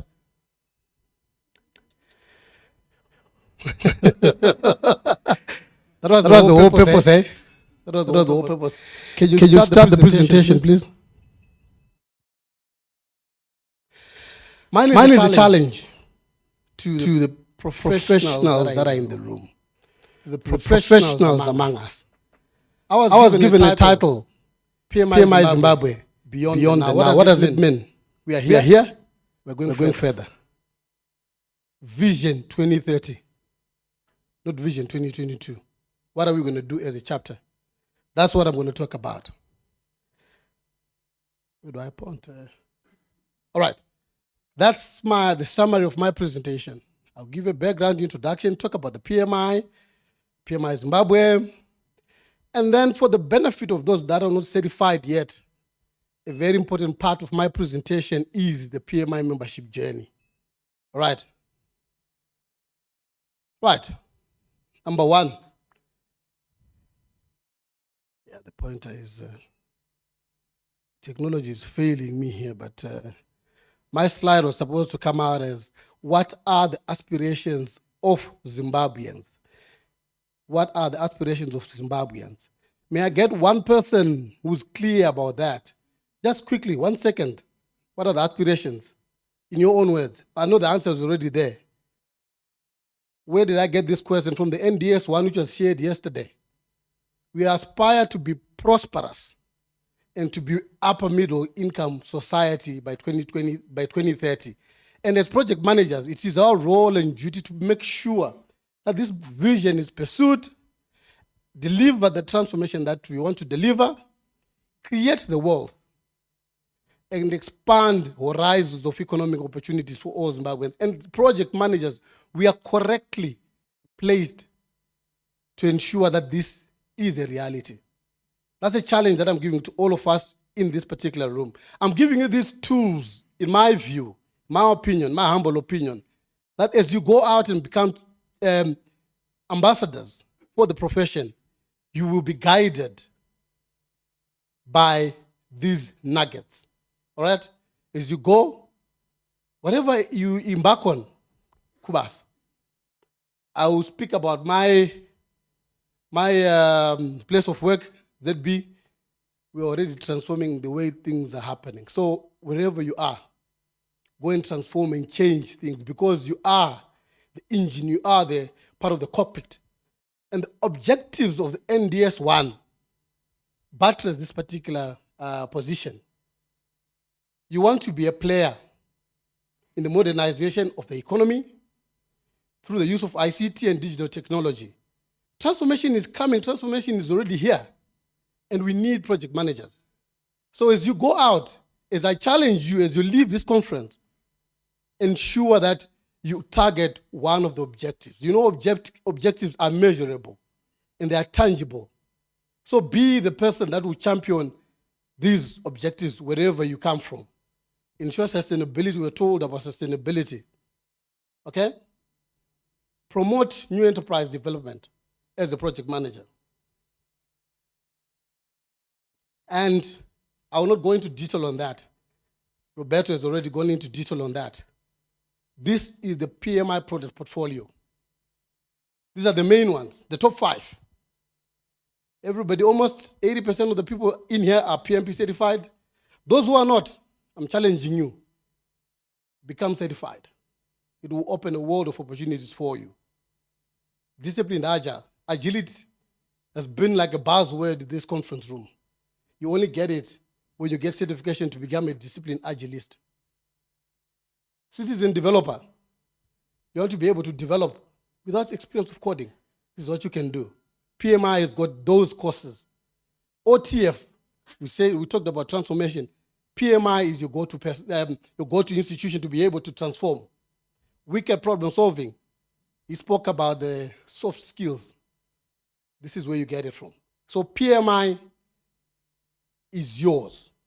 As you go out and be ambassadors, this is what you can share.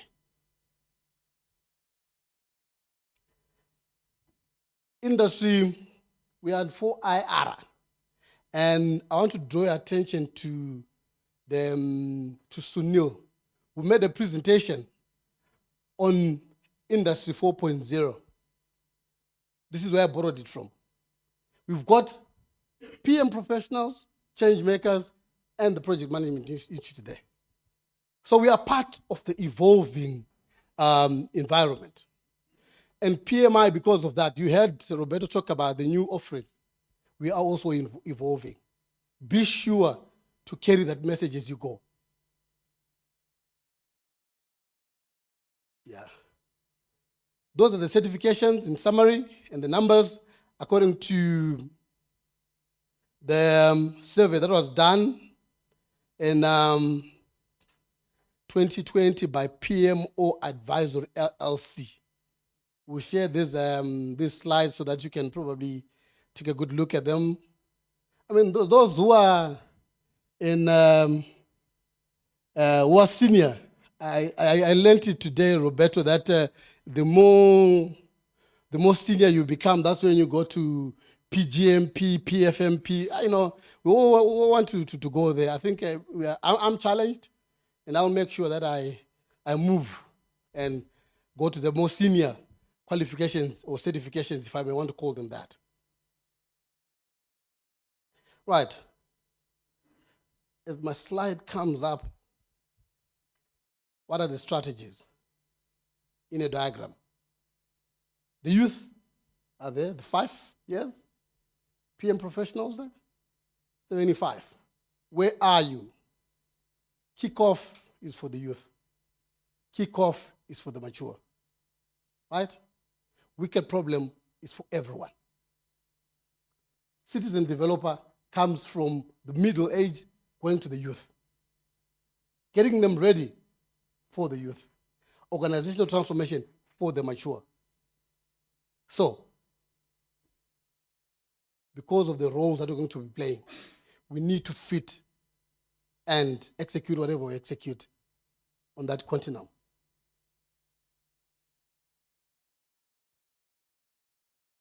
The benefits that will accrue. Obviously, everybody will listen to you when you tell them that what they'll benefit by becoming a part of what you stand for. Okay? These are the benefits, ladies and gentlemen, of becoming a PMI member. You can network, knowledge sharing. Questions were asked, we were coming in this conference. You're coming from this conference richer and wiser, right? Access to members only discounts.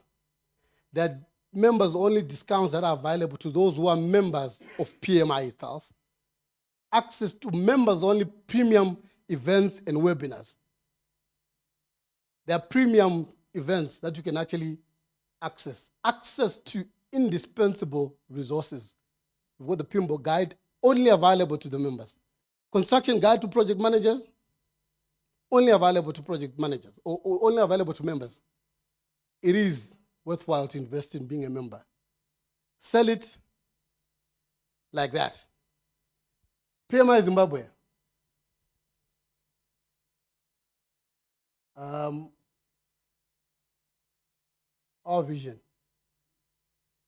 We want to be able to influence the promotion of project management in Zimbabwe. What are you going to do as an individual? What are you going to do in your organization? Mahatma Gandhi said. Okay, I'm being told that my time is running out. I was given the sign, so I'll flip through it. Go and market us. Go and represent us as PMI Zimbabwe. Those are our values, right? And as the president said, volunteerism, volunteerism, volunteerism. Come and join us.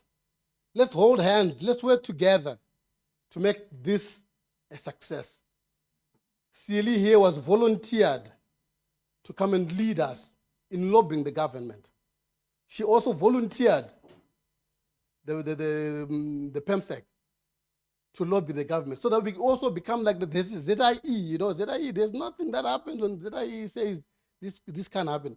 No project should go ahead if the project manager is not certified, is not a member of, okay, it's not just PMP, but if they're not certified, I'll just say that. Because in 4.0, we believe in embracing others, isn't it, Roberto? Other certifications, other people are certified. So let's work together with all the other certifications and then ensure that project management is furthered. Projects are how changes happen, are how change happens. So the project profession will be the center stage in shaping the future. Precisely what role will you play in the context of a profoundly changed world? How do we truly thrive? Technology is ushering in the age of Industry 4.0. How do we build project management? That's a question. Thank you very much.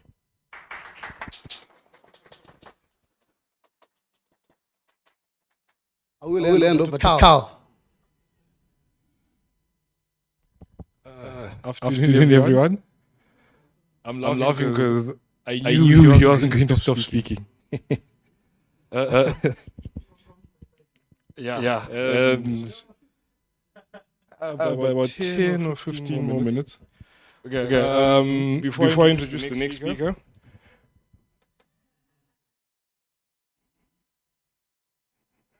All right.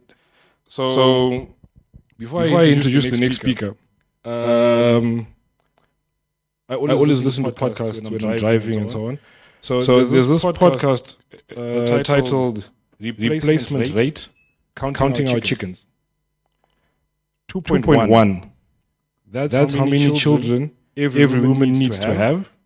Any fewer, and the country's population will eventually stop growing, age and shrink, which could inhibit its economic growth and drain government coffers. So I then thought, how do they say a woman should have 2.1 children? What's a 0.1 child?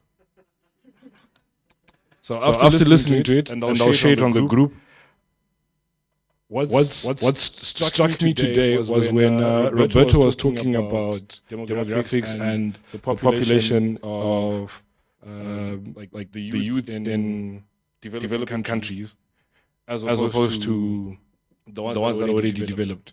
So in my mind, I've concluded that we are able to have 2.1 children at such an exponential rate that we are growing and we will continue to grow and our economy will not shrink. So please keep that number in mind because it will be very important after lunch. Right. On to the presentation. So our next speaker is Ruben Chitogo.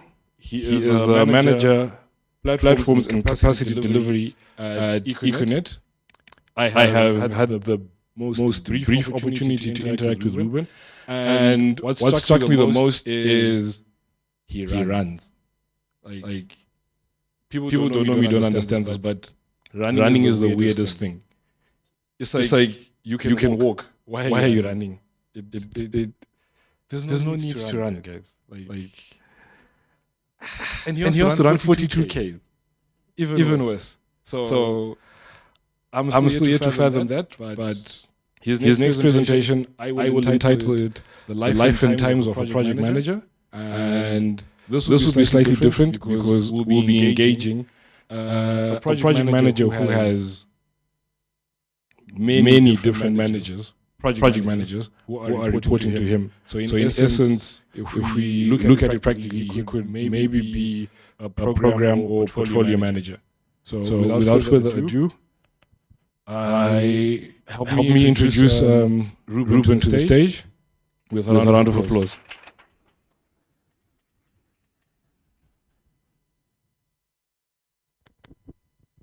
Thanks very much, Carl. Maybe just a word of caution. When you get on the other side of 40, you understand why it's important to run. My presentation is going to be a bit different. It's unprepared, just on a white sheet of paper. And I'm just going to talk about the journey, my journey as a project manager or as a project management professional. I started into project management maybe by accident. We had a challenge at the business. Those of you remember when the regulator came on board and said, you have to register all your subscribers by such and such a time. I was in one of those meetings with our senior managers, and that issue was discussed. 2 weeks went by, nobody had taken action. I took the initiative, went to the legal counsel, and asked it what we are doing about that pain which we had in our midst. And they say the one who feels the pain most must find the solution. And I was immediately tasked to run with that project. That was an exciting journey, which we managed to deliver within record time. We did studies in South Africa. We had already been running. Given upwards of 18 months post setting up all the structures that were needed to achieve that. And we were given 9 months to start the initiation right up to completion. At that point, I remember Econet had 5 million customers, which we used to call subscribers. And we had about 63% of the customer market share.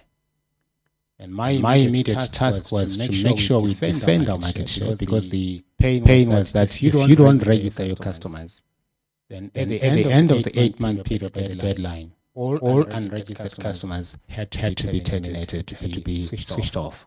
And you know what that means. If you switch off the customer, they may never come back to you. We tried to negotiate for time, but that was not accepted. And cutting a long story short, we managed to do it within a 9-month period, registered all 4.5 million customers, and not only did we defend our customer market share, but grew it slightly by 2 percentage points to 65%. Then subsequent to that, we then started the proper journey to formalize project management into Econet. That was around 2010. I was co-opted into that office, the PMO office. It had only 2 resources. And we started the journey and started recruiting more people into the office and putting the structures of that PMO, etc. And the key steps that I had to take was to realize that I needed to formalize the work that I was doing by way of subscribing to a standard that will then guide me in terms of running those projects. And that's when PMP knocked on the door. Went through a bit of a painful process to get that certification, which I achieved in 2015. And after having successfully certified, we then had to revisit the PMO structure to make sure the governance environment that we had then complied to the international best practice as enshrined in PMBOK. And that was another exciting journey. One thing that I learned in that whole journey is the role and essence of time management. I'm privileged to have some of my team members, as well as my boss in the audience. Where I lie you, they will tell you that I'm lying or I'm telling the truth. For me, time management is the essence for any project manager. That's what has given me the edge. I don't believe that if you're running a meeting, which is a small project of some sort, how many times have we had the statement, guys, we're just waiting for a few more guys, let's just give them 5 more minutes. And your meeting is starting at 12, it's already 5 past 12. Somebody rocks up in the meeting and they tell you, I'm slightly delayed, so it's already 5 past 12. My mantra, even with my team, is on time is late. If you're a project manager, you are always supposed to be ahead of the time. And when your meeting is starting at 12, at 12 o'clock on the dot, call the meeting to order. Don't respect people who are late, because that's essentially what you're doing. If you're saying it's 5 past 12, let's just give the other guys a few more minutes to join. You are respecting the latecomers as opposed to respecting the ones that are respecting the most critical and finite resource that you have as a project manager, and that's time. So that's one of the key issues. You start a meeting on time. Again, the other thing that I've observed with a lot of meetings, they turn up to become rallies. You start a meeting that is scheduled to run for an hour, it runs for 3 hours. you do an evaluation of what that meeting achieved. It's probably less, it could have been done in less than 30 minutes. So the other aspect of time management that I always emphasize is, it doesn't matter even if I'm the most senior person in that meeting. If I schedule the meeting to run for 2 hours, it must run for 2 hours or less. If I realize that the meeting is going to extend beyond, I seek the indulgence of even my team members and say it's going to run late because of 1, 2, 3. With indulgence, if somebody has another pressing engagement, they know. They've got the leeway to say, no, I can't extend, I've got this other engagement. Because it's also talking about respect for time. And that's the second part of the time management aspect. And this is the journey that I've observed in terms of the essence of running projects.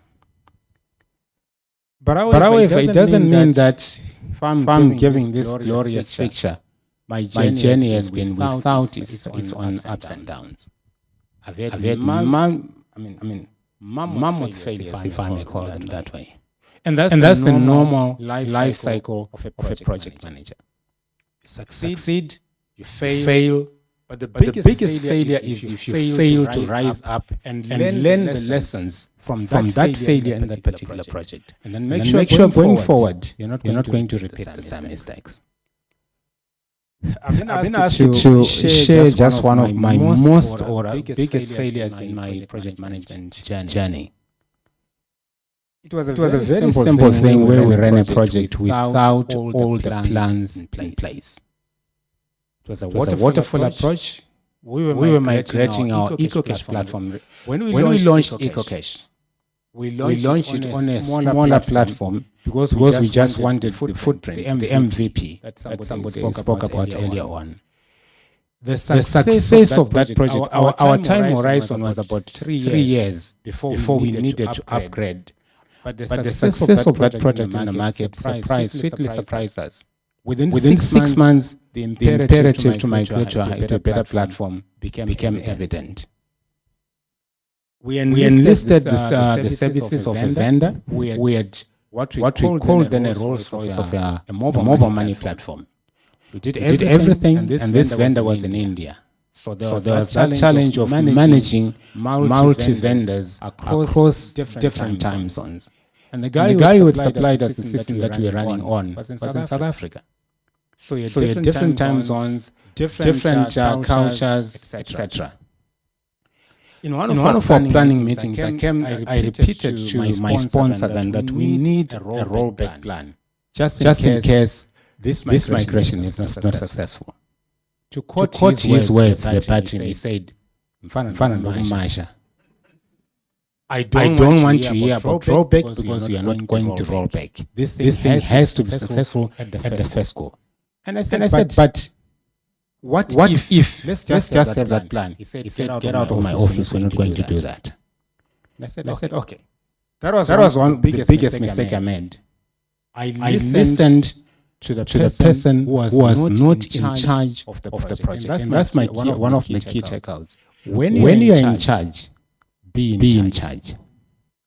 Don't let anyone bulldoze you, because the project manager on a project is the owner of the project. You are in charge. It doesn't matter you have got your boss on the project team. It doesn't matter you have got the CXO resources on your team. You are in charge, and be in charge. So I failed to take charge and listen to the wrong advice to a non-project manager. I went ahead to launch that project, to do that migration onto the higher platform without a rollback plan. As fate would have it, my fears came to reality. We cut over. Everybody was now in a celebratory mood, testing transactions, everything going through. Within 3 minutes, the system crashed.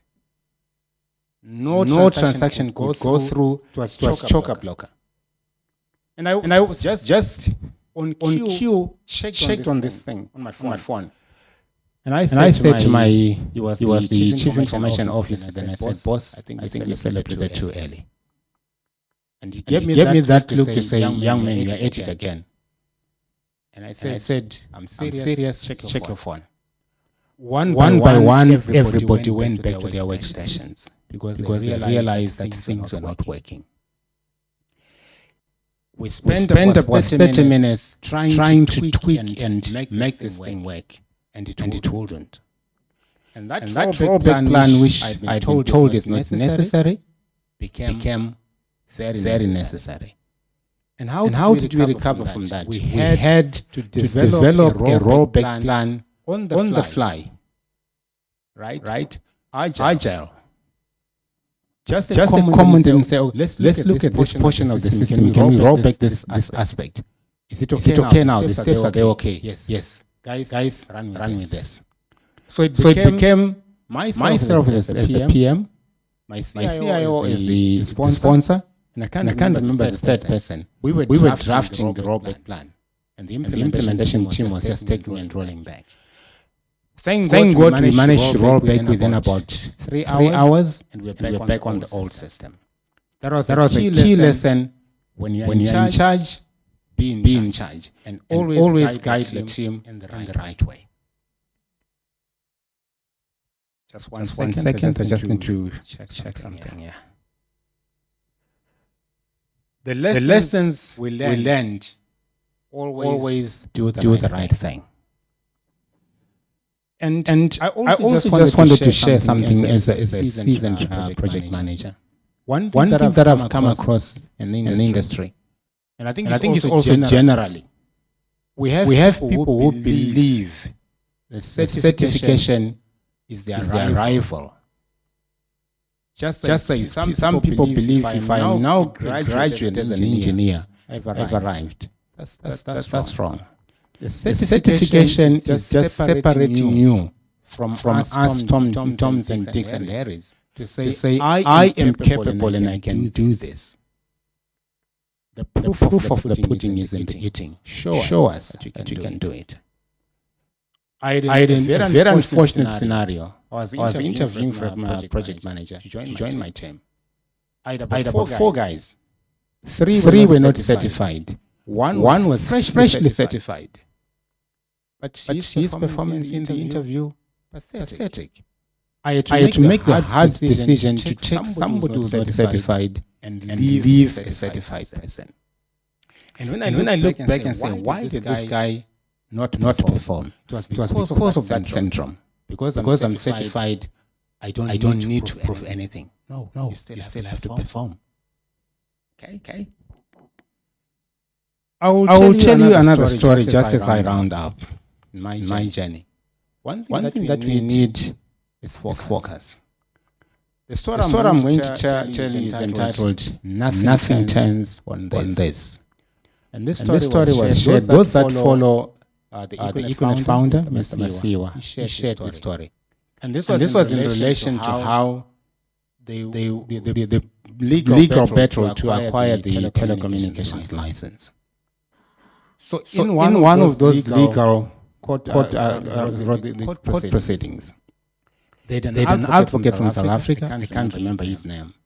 And for the state, it was the late advocate Chris Boben. And he went first to present his heads of argument. Instead of focusing on the case, on the merits of license application, which was a constitutional application, Chris Boben went for character assassination on Dr. Masiwa. And Mr. Masiwa was sitting in there next to his advocate. And he thought the advocate would jump up and interject and defend his character, which was being assassinated. And so he started writing furiously, this according to him, furiously writing notes and handing them over to the advocate, who received them, looked at them calmly, and put them aside. Didn't even pay attention. To the extent that at one point, Mr. Masiwa wanted to rise and object to the assassination. And he was calmly held down and told, in here I speak. If you speak, you're going to jail. Sit down. He obeyed, but he was furious. Then when tea break came, he went out and immediately sought his advocate, furious that you are letting me be assassinated, my character, and you're not coming to my defense, blah, blah, blah. His answer, and even according to Dr. M, shocked him, and it taught him a life lesson. The advocate said, all that Advocate Durban has said up to now is inconsequential. Nothing turns on this. And if he continues on this line of argument, and I am here to fight a constitutional case, not to defend your character. And if Advocate Chris de Boben continues on this trajectory, you will get a license. If you can please now excuse me, I need to go and finalize my years of argument. He says he was deflected because of that. Let's focus on the issue at hand. Don't be sidetracked by a lot of noise. Those that have set the PMP examination know that you find a question that is a lot of noise in it, and you need to focus to say what is the gist of the question. And that's the laser focus that we need as project managers. Focus on the critical things. Of course, that focus, because of our strategic aspect, you mustn't lose sight of the forest. Be laser focused, but don't lose focus of the forest as well. The last comment I just want to make, the next frontier, which I have seen suffering in many projects. You do your project so well. You get to launch, it's launched, but the business does not get the benefits out of it. Why? It's change management. Ladies and gentlemen, let's go all out and up our game in terms of change management. And this is what will make our projects even more successful when we now begin to look at the benefits that we have realized out of the project that we have launched or that we have delivered. And we do the change management. There's no point in buying a Lamborghini and you move it at the speed of a bicycle. You need to realize the full benefits of that project. Ladies and gentlemen, this was just to get us into that space where we can have a conversation. I will now end here and maybe field a few questions about the journey of a project manager. Where you think you may learn something from me, or where you think I can learn something from you, because I don't know it all. Thank you very much.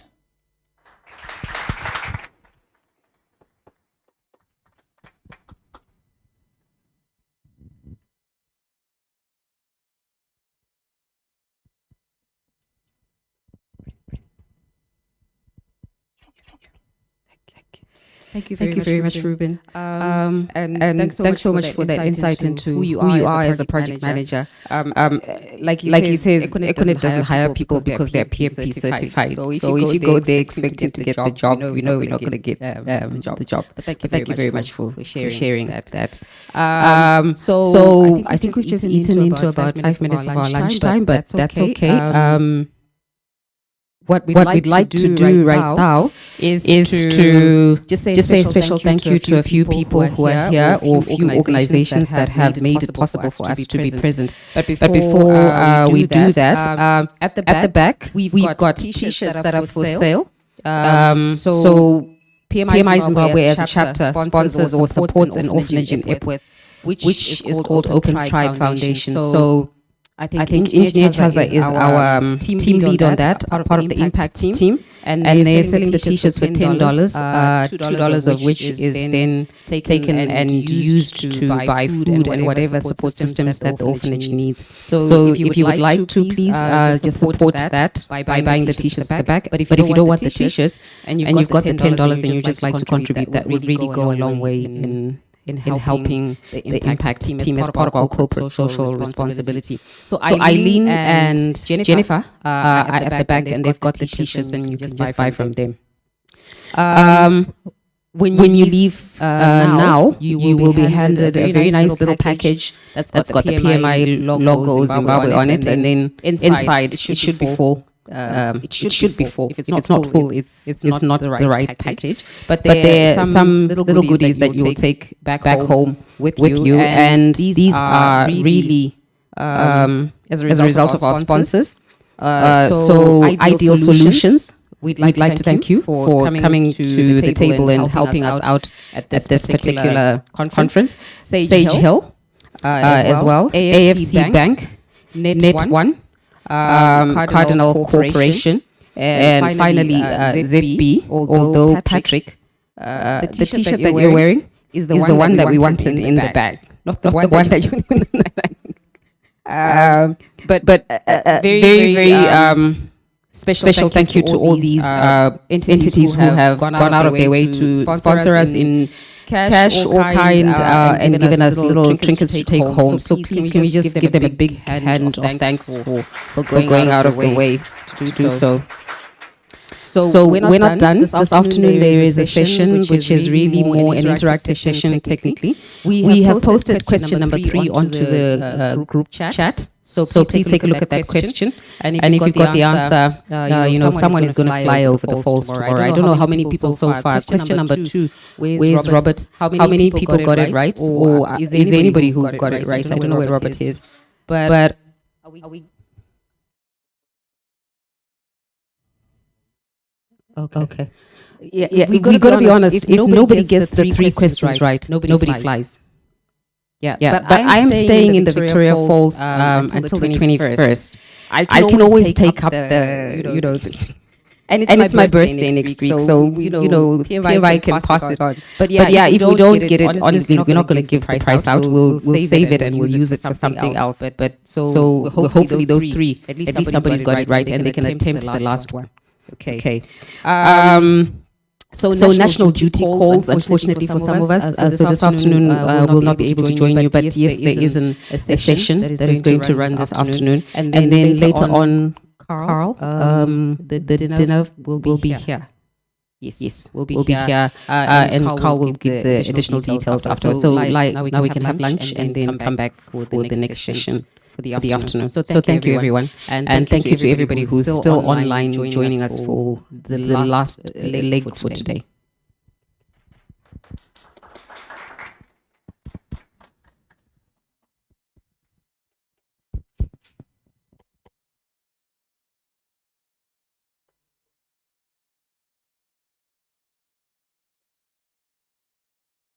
So please, when you're exiting, Lorna, I'm assuming everybody's getting their pack as they leave. Okay, please, no picking and taking out stuff because it'll be quite confusing. Just walking out with the packs. Okay.